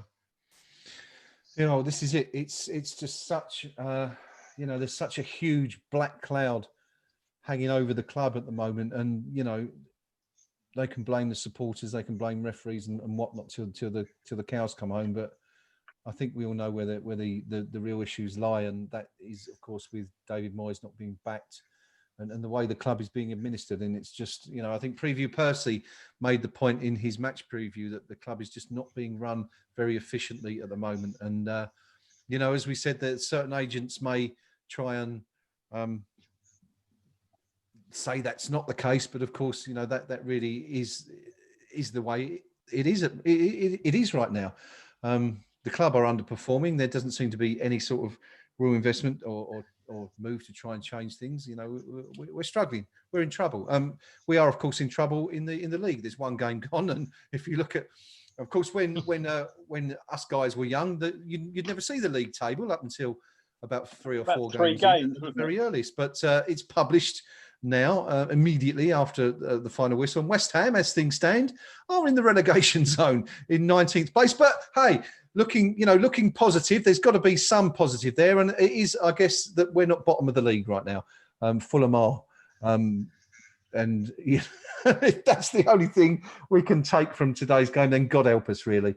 Rio, we mentioned earlier about the Carabao Cup games. It's 3 rounds, actually, in September. Yeah. It's this week, the following week, and well, it's the next 3 weeks, isn't it? Rounds 2, 3, and 4. That we hope to be involved in, or maybe not, because perhaps we don't have the squad to do it. Well, we certainly haven't got the squad. I just really can't see us getting past Charlton. So we just wasted about 5 minutes researching this. Bit of futility going on there, I think. A bit pointless, yeah. I just think he's relying on a set of 13, 14 players, seemingly to get us through the whole season. So the cup is a distraction that most of the fans love, and we'd have a good shot this season. What with no replays, the COVID situation forcing clubs coming in at a later stage, we can write off already. I think we just haven't got the numbers, have we? We ain't got the strength in depth. Well, I would pick pretty much that team or squad to play Charlton. I wouldn't do any of this messing about sticking the kids in. I'd turn around and say, right, there you go. You were rubbish on Saturday. So for that, you're not getting a day off. Go out and play. You need match fitness anyway. Go out and play. Now, I suspect that won't be happening. I suspect we'll see some of the kids because it's the League Cup and that's the knee-jerk reaction. League Cup, pick the kids. I don't think we should. I really think we should put in the strongest possible team for that. Yeah. Just so that teach them a bloody lesson to start off with. You're going to be playing 2 games a week. Secondly, it takes the competition a little bit more seriously. Yeah, it won't happen, but No, it probably won't. But I just wonder if you'll see players like Yarmolenko and Haller and Anderson, who didn't start today, maybe at the start. And we've got some quality still on the bench there that didn't play today. But I've just had a look at the League One, and Charlton will go into the game full of confidence, having won their opening game of the season. They beat the mighty Crewe Alexandra. Crewe's goalkeeper is a chap called Will Jaskalainen, son of. He is this. Oh, okay. Yeah. That's interesting, actually, because if you look at Crewe's team, they had Will Jaskalainen in goal, which is 1, 2, 3, 4, 5, 6, 7, 8, 9, 10. I think that's 12 letters surname. And then the player playing next to him at number 2 was a P. Ing, which is a 2-letter surname. So I guess if you were looking to get a name on your shirt and you were a Crewe fan, you'd probably go for the latter, wouldn't you? If it, like at West Ham, the chance. If you're a keeper, you certainly see who was on the bench. But anyway, so we will be welcoming a Jaskalainen by the looks of it back to the club on Tuesday. We'll also be welcoming another former player. That's Crewe's goalkeeper. Oh, sorry. No, of course we won't. Yes, I'm getting that wrong. We're playing Charlton, not Crewe. Get it right, man. The joys of live streaming. We can get it completely wrong. One player who will definitely be coming back to the club on Tuesday, Rio, is Lee Bowyer, who of course is in charge at the Valley these days. Some people have said he's done a reasonable job. I mean, we kind of remember. Do you remember the first time he arrived at West Ham and we had the demonstrations, didn't we, outside the gates? Do you remember the? I think there's a group of about 3 or 4 people involved in that. I just wonder if they'll turn up again on Tuesday night. Well, let's be honest. If they do turn up, can we play them? Is it too late to register them? I remember one particular lady in particular who's very vocal about his misdemeanors in the past and our decision to sign him. Yep. It could be very good marching in our back four. So yeah, I'm all up for getting the game. Lee Bow, you're interesting player at West Ham, wasn't he? He did fantastically well for Leeds. Came the, if I remember rightly, the first spell was pretty much injured throughout it, wasn't he? And I'm not sure it was much better in the second spell, was it? No, he did his crochet, I think, in the second spell. And I think I mentioned on the podcast we did a couple of weeks ago that for me, he's one of the worst players we've bought in recent years because he stunk the place out not once but twice. And let's be honest, he could stink us out a third time on Tuesday night because not that we need much help, but I think he's going to flush us down the loo. I was not a fan of Lee. Not a fan.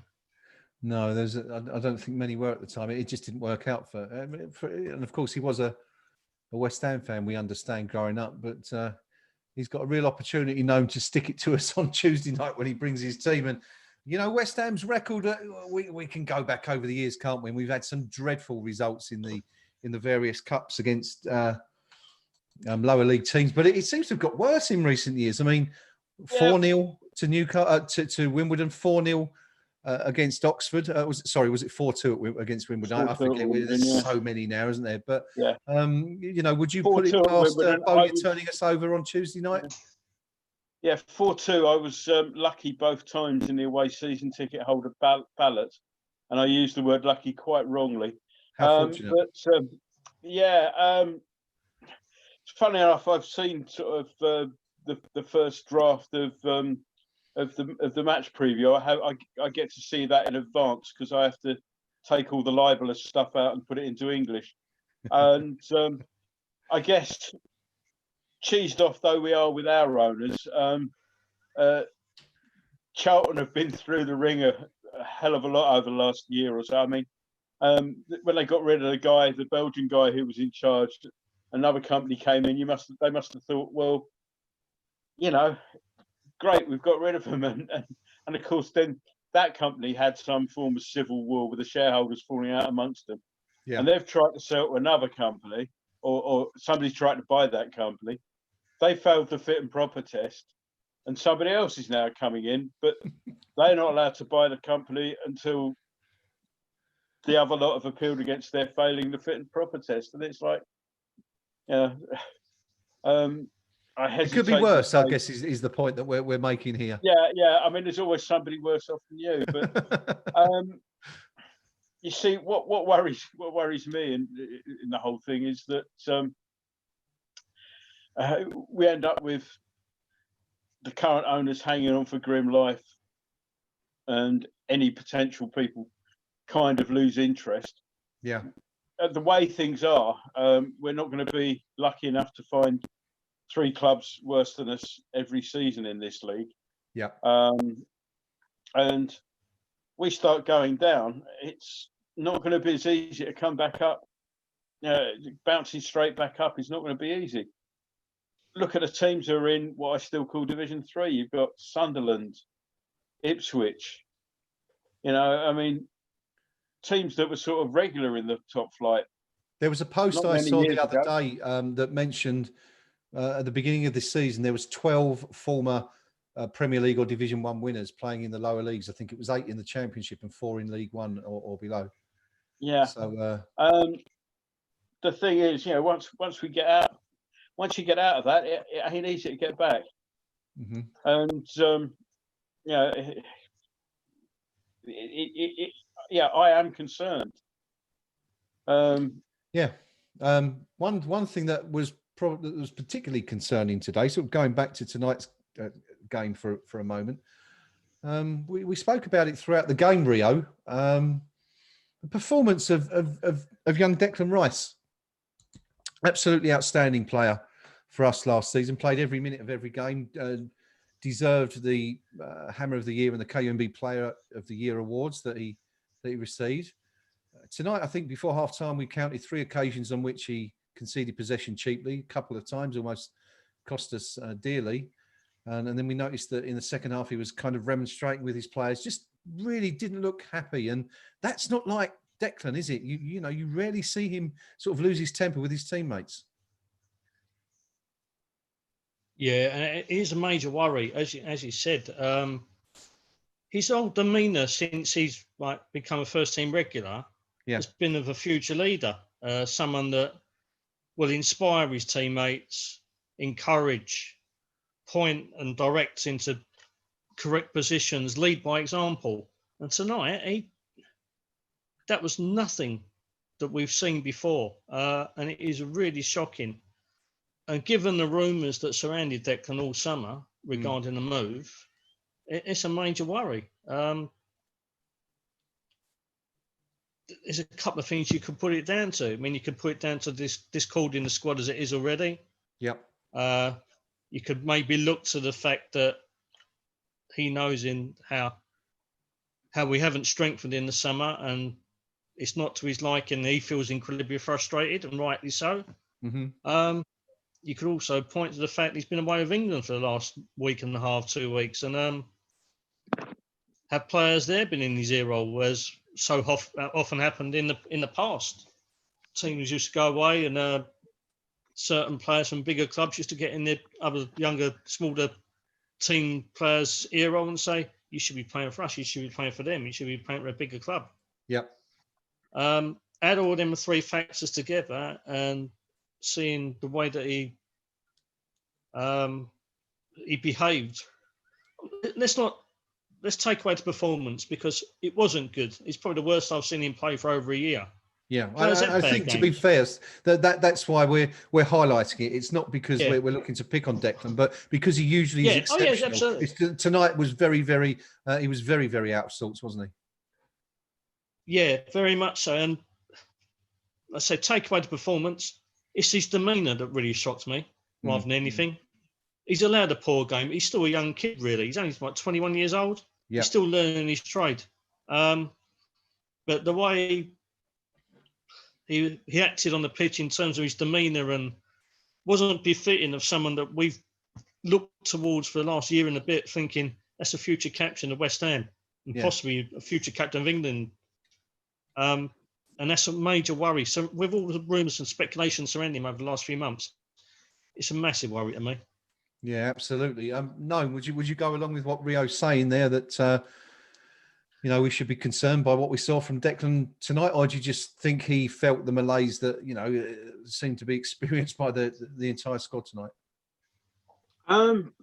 Bit of both. The performance, we noted it because it stuck out like a sore thumb. It's going to happen from time to time. He was so consistent last season that when you get a game like that, people are going to notice. And to a certain extent, I get what Rio's saying about his demeanour, but I think tonight was a little bit. I think it was.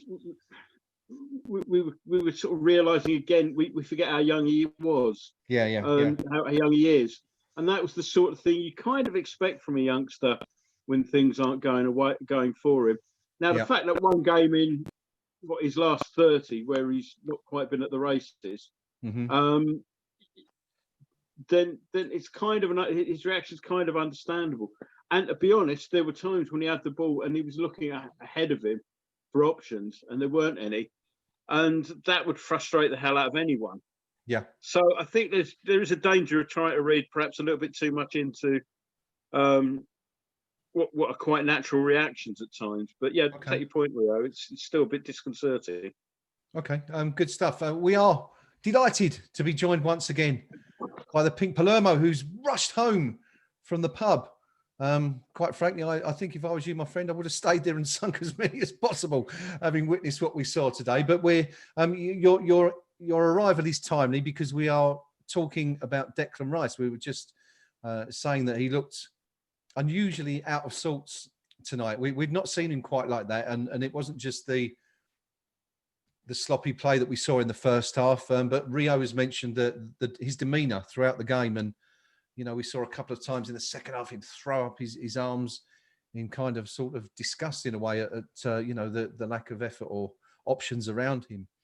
When we were speaking during the game, you mentioned the fact that you felt it might not have helped him being on England duty in the last couple of weeks, and having played against teams like Iceland and Denmark, and perhaps affected his game. It's a different sort of a match that he's playing now. We're back in the Premier League, but so your overall view on those things really, and the whole Declan Rice situation, please. Okay, I mean, a central point really that I made several times tonight. I'm not sure whether or not people could hear. The players aren't fit. Let's be absolutely clear about this. Yeah. To get a player fit in a normal pre-season takes a build-up, usually over 5 or 6 weeks, whereby the player will play a 45-minute game, then a 60-minute game, and a 90-minute game. And what the coaches aim for is 450 minutes of football for a player to be ready to start in the Premier League. Okay. If you look at Declan Rice, he's had 2 games for England, surrounded by players who've had similar fitness regimes to him. Yep. So he looks similar to a number of them. But of course, the difference being Declan probably missed a couple of weeks of the hard slog training because he came back from his holidays, allegedly COVID-19 impacted. And therefore, he's a couple of weeks behind the England players and probably further than that behind the West Ham United players. Okay. And for a number of our supporters who are actually watching that tonight and they're going, we see them all over the place, it's because none of them are fit, but Rice is the least fit player there. Okay. And I'm afraid what it does to a player's touch, their sharpness, and just to give you an idea, if in a normal season, if a player hasn't trained for 3 days during the week, he won't be fit enough to play 90 minutes of Premier League football on a Saturday afternoon. And that might be a player that's been playing every week for the rest of the season, but he takes 3 days off training and he won't be quite sharp enough. And the difference between a player who's constantly fit and one who has that 3-day break, the professionals know the difference. And what we saw tonight was a Newcastle United team that was half a week to a week ahead of West Ham United in terms of fitness. And that's why, particularly the second half, they battered us. Yeah. They were much sharper, much stronger, and frankly, much fitter. So, it really showed, didn't it, in that second half? I mean, the first half we had chances, but we sort of speculated, didn't we, at the beginning of the second half, whether it would be the same for both teams. But I think you make a really valid point there. It certainly appeared to affect us, as the game sort of dragged on. Yeah, very much so. And so I'm not reading too much into the overall result, other than of the fixtures that we've got, that was the one you'd probably want to win. Yeah. So regardless of fitness, now as we go into the subsequent games, by the time we get fit to play Liverpool, well, we're still going to get battered in 5 weeks' time. By the time we get fit to play Man City, we're still getting battered. So we'd rather have got battered by Liverpool tonight, Man City next week, and in 7 games down the line have Newcastle United. But that's the luck of the draw. And I'm afraid all we saw tonight was an unfit West Ham United team against a marginally more fit Newcastle United team. And in the earlier games today, I thought Leeds were very fit, but Liverpool weren't quite fit. I thought Crystal Palace were fit today. Yeah, certainly well organised. But for us tonight, I wouldn't read too much into it in terms of form. I really wouldn't. Okay, let's have a quick look. I mean, we're going to have to wrap it up fairly soon because time is pushing on. But let's have a look at the upcoming fixture schedule. We'll ignore Charlton and the Carabao Cup games that are impending. And let's have a look at this for a horrific next 7 games. West Ham travel to Arsenal next Saturday before hosting Wolves. We then travel to Leicester and Tottenham before Manchester City come to Stratford. Thereafter, it's a trip to Anfield to face the runaway Premier League champions, Liverpool, before we have a run of games against Fulham, Sheffield United and Aston Villa. 1, 2, 3, 4, 5, 6 absolute stinkers, you would say there, Pinky. And how many points do you realistically, given what we've seen tonight and based on that evidence alone, how many points do you see us getting from those? None at all. None at all. Nothing. And Nothing. I'm afraid when we saw the fixture list come out, I think most of us looked at it and thought, long, hard season. It's going to be a really difficult slog. And when you couple that with the fact no reinforcements have arrived, none at all. Yeah. I mean, it is David Moyes is on. It might not be mission impossible, but it's mission bloody difficult. And I'm afraid the board, they're going to have to take their share of responsibility for this. Yeah.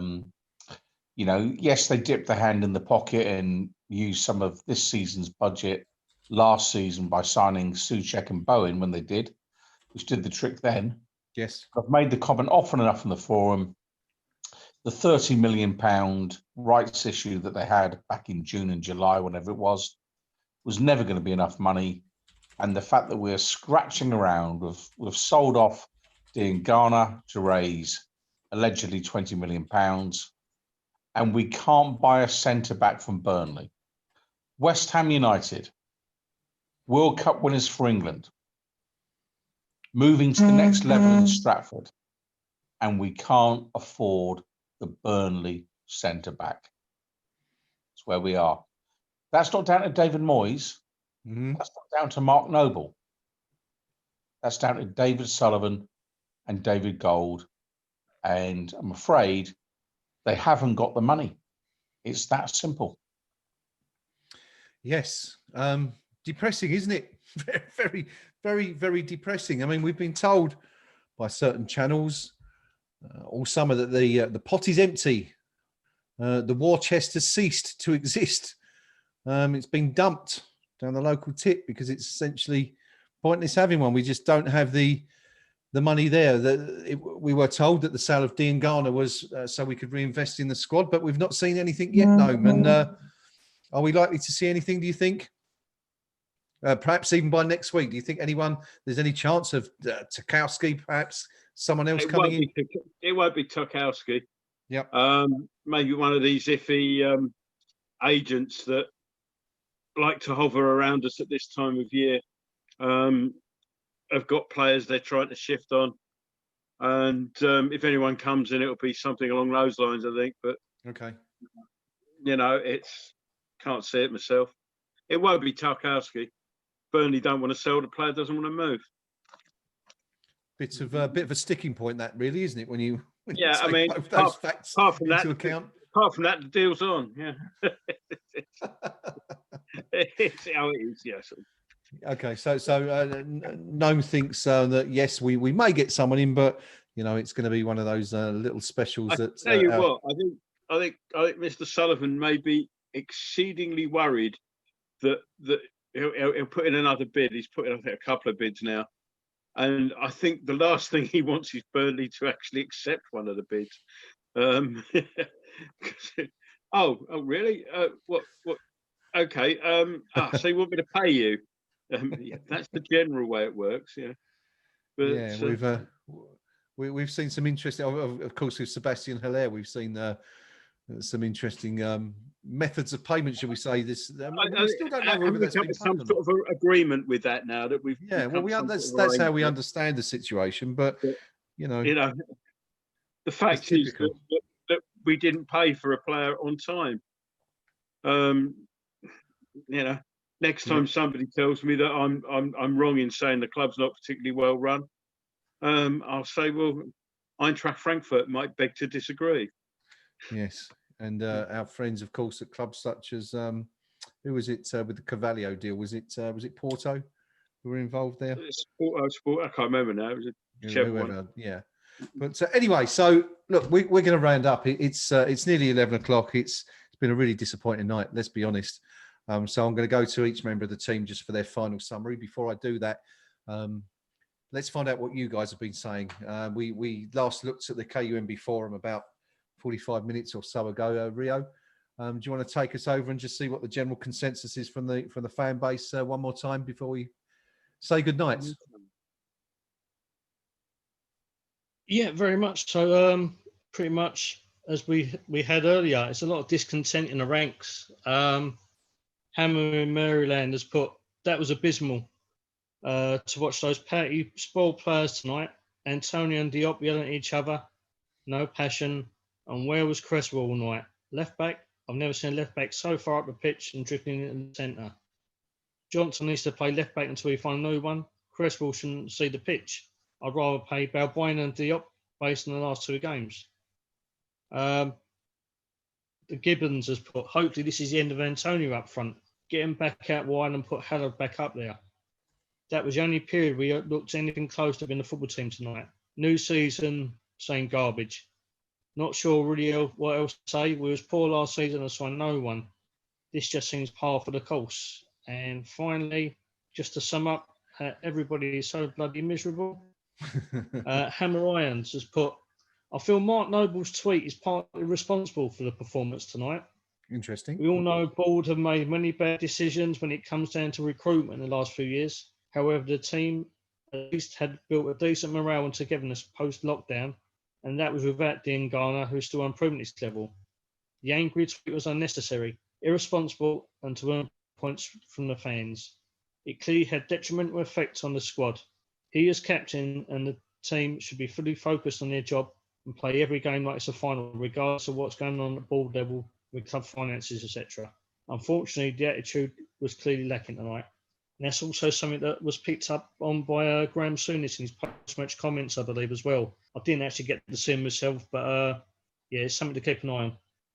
Yeah, you mentioned via our offline chat, Rio, that Souness was quite scathing of our captain tonight. We'll obviously have to look at that.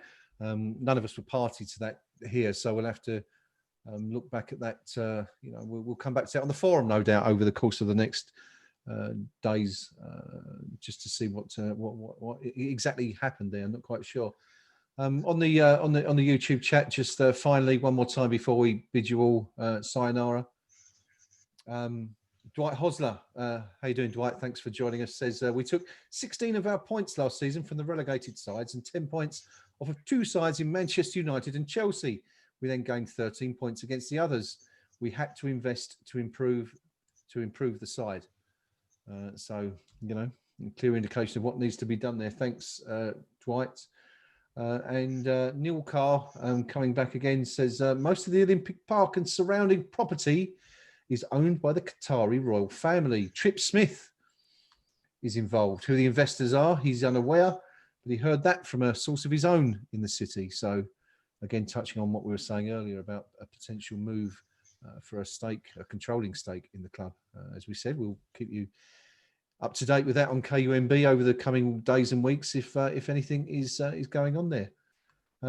Thank you to everyone who joined us on YouTube tonight. We do appreciate you. It's the first one of a new season. We're building the channel, and we're going to be here for every game for the foreseeable future, and we appreciate your support and your involvement. We always like to hear what you guys are saying about the game and the situation surrounding the club. We've heard from the forum. And once again, of course, we do appreciate your support on the KUMB Forum and the site itself. So please keep coming on, keep joining in the match threads and letting us know what you think of events at the club. I'm going to end tonight by going around to each member of the panel, just asking for your final views and thoughts on what we've seen tonight and the situation at West Ham. Difficult as that may be. No, I'm going to come to you first, buddy. 2-0, West Ham United 0, Newcastle United 2, West Ham United no investment over the summer. What's your take on what we've seen tonight? Well, if they didn't realise that investment were needed, and why the hell didn't they realise? They really should know now. The problem is we've got is, and as I say, Moyes' interview, I think summed it up really, because he constantly harked back to the fact that these players did quite well at the end of last season, and that's it. There was no thought. Been no thought about adding to that, improving that, refreshing that. We've seen it time and time again, not just the current owners, previous owners, at a time when we looked as if we had a decent side. The so-called boys of '86 year. What happened? Nothing. There was no, you needed a bit more investment to push on. But no, it's always been what we've got will be good enough. Well, yep. It ain't necessarily so, and anyone who thinks it is, I think needs to have a think about it, a long, hard think. We need investment. We need it quick. And what can we say? I say we're a stuck record here. Because what can we say? That's the situation. If we go and lose again next week in the same manner, nothing will have changed. So what can we say that's different? Yes, thank you, Noam. Really very disappointing evening, but thank you for your comments, and once again for your company throughout the evening. It's been enjoyable as always. Unfortunately, not quite as enjoyable as it could have been, but there you go. Rio, likewise, thank you for your company, my friend, throughout the evening once again, and for your statistical analysis as always. We've heard from Noam. Give us your final thoughts on what we've seen tonight, buddy. I said last week on the special on a high state of apathy and pretty despondent about the club. Nothing's changed in the week just gone. Tonight's performance just summed it up completely for me. The only kind of positive I can take out of it is that if anyone wants to hear a transplant in Turkey, we're laughing. I'm now going to YouTube what Turkish hair looks like, so just in case I fit the bill. But yeah, I've really got nothing else to add other that is positive. We are a club in crisis, and hour by hour, day by day, we look even more so. From a footballing point of view, I can't pick anything out tonight which has made me change my mood of despair from the last 7 or 8 days to the club. Unfortunately, we've been beaten by a chuckle brother, and the guy looks like Sheldon at the Big Bang Theory tonight. So I'm really not happy with it at all. End of. I'm really sorry. Thank you, Rio. Heartfelt as always. And I don't think anyone's going to disagree with you. It's been a tough day to be a West Ham supporter. We came into the game, full of enthusiasm, the kind of, as I said earlier on the forum, the childlike enthusiasm that we all used to feel at the start of the season. Here we are, it's gone. We're all incredibly deflated, having witnessed a really disappointing defeat. We're going to end tonight. He's only just back from the pub, of course, and we're very grateful you've taken the time to join us again, Pinky. Of course, we always appreciate your input. Thank you again for joining us when it must have been difficult to do so, surrounded by your pals and that at the pub. But final thoughts from our final member of the team, Pinky. Let us know what you think. Tonight, it's a case of reality bites. I mean, it's that simple. I've touched on the fitness, so the result tonight I can live with. It's disappointing because of the 7 games we've referenced. That's the one you'd want some points from. But there's a bigger picture at play here. And the lesson of the Premier League is that if you don't invest when other teams are, you're going backwards and they're going forwards. And we finished last season in 16th place with 39 points. Mm-hmm. So if we're going backwards, that means we're going downwards. And that's a major concern. And you look at it and you go, if you Declan Rice now, a certain starter for England, as I saw one newspaper call him this week, and you're thinking, are they building the team around me because I'm good?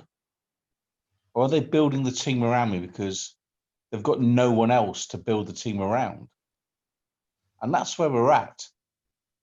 You know, the reality is we've got a squad that was good enough to finish in 16th place last season and has not been reinforced.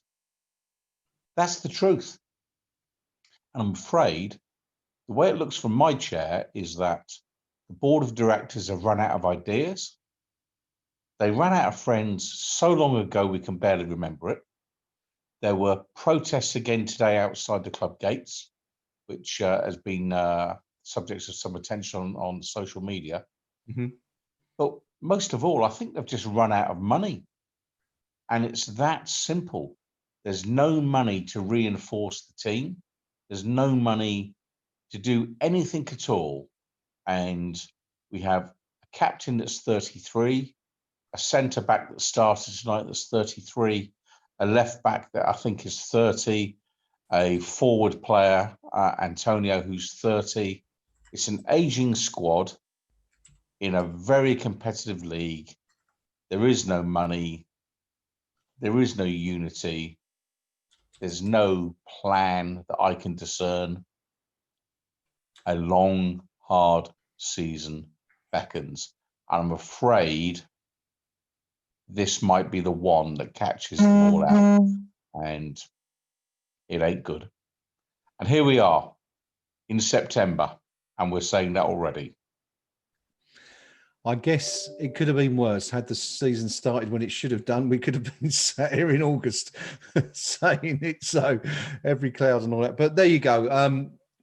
As always, some honest, heartfelt opinions from our team, and I'm sure a lot of you share our reservations and concerns. It's been a demoralising start to the 2020-21 campaign for West Ham United. We've been beaten at home by Newcastle United, a team that a couple of years ago were just emerging from the Championship, but now seem far better equipped for the season ahead than David Moyes and his squad, who, as we all know, need investment. There are obvious holes that have been pointed out, not even in the summer, but last season and beyond. Those holes haven't been filled, and we saw the problems that results in today. Goals coming from areas we knew would be a problem, and it's very sad at the moment. But hey, we're back on Tuesday. West Ham play Charlton in the Carabao Cup, and it's a chance for us to perhaps get a bit of a potentially morale boosting win under our belts. But for tonight, it's all very disappointing. And what can we say? I guess, to coin a phrase and a song from yesteryear, the only way is up. Thank you to my team for joining me tonight, to Rio, to Nome, and to the Pink Palermo. Thank you to all of those who joined us live on the chat in YouTube, and especially thank you to everyone who continues to support the site at kumb.com, posts on the match threads and the other discussions that take place in the week, and reads our news stories and articles that we put out on a regular basis. Without you, of course, there'll be no point in doing it. We are, of course, here for all of you. We are a West Ham supporters website, and at times like this, we really need to stick together because there's not a lot to cheer about elsewhere. Thank you, everybody. We'll see you all again very, very soon. Come on, you Irons.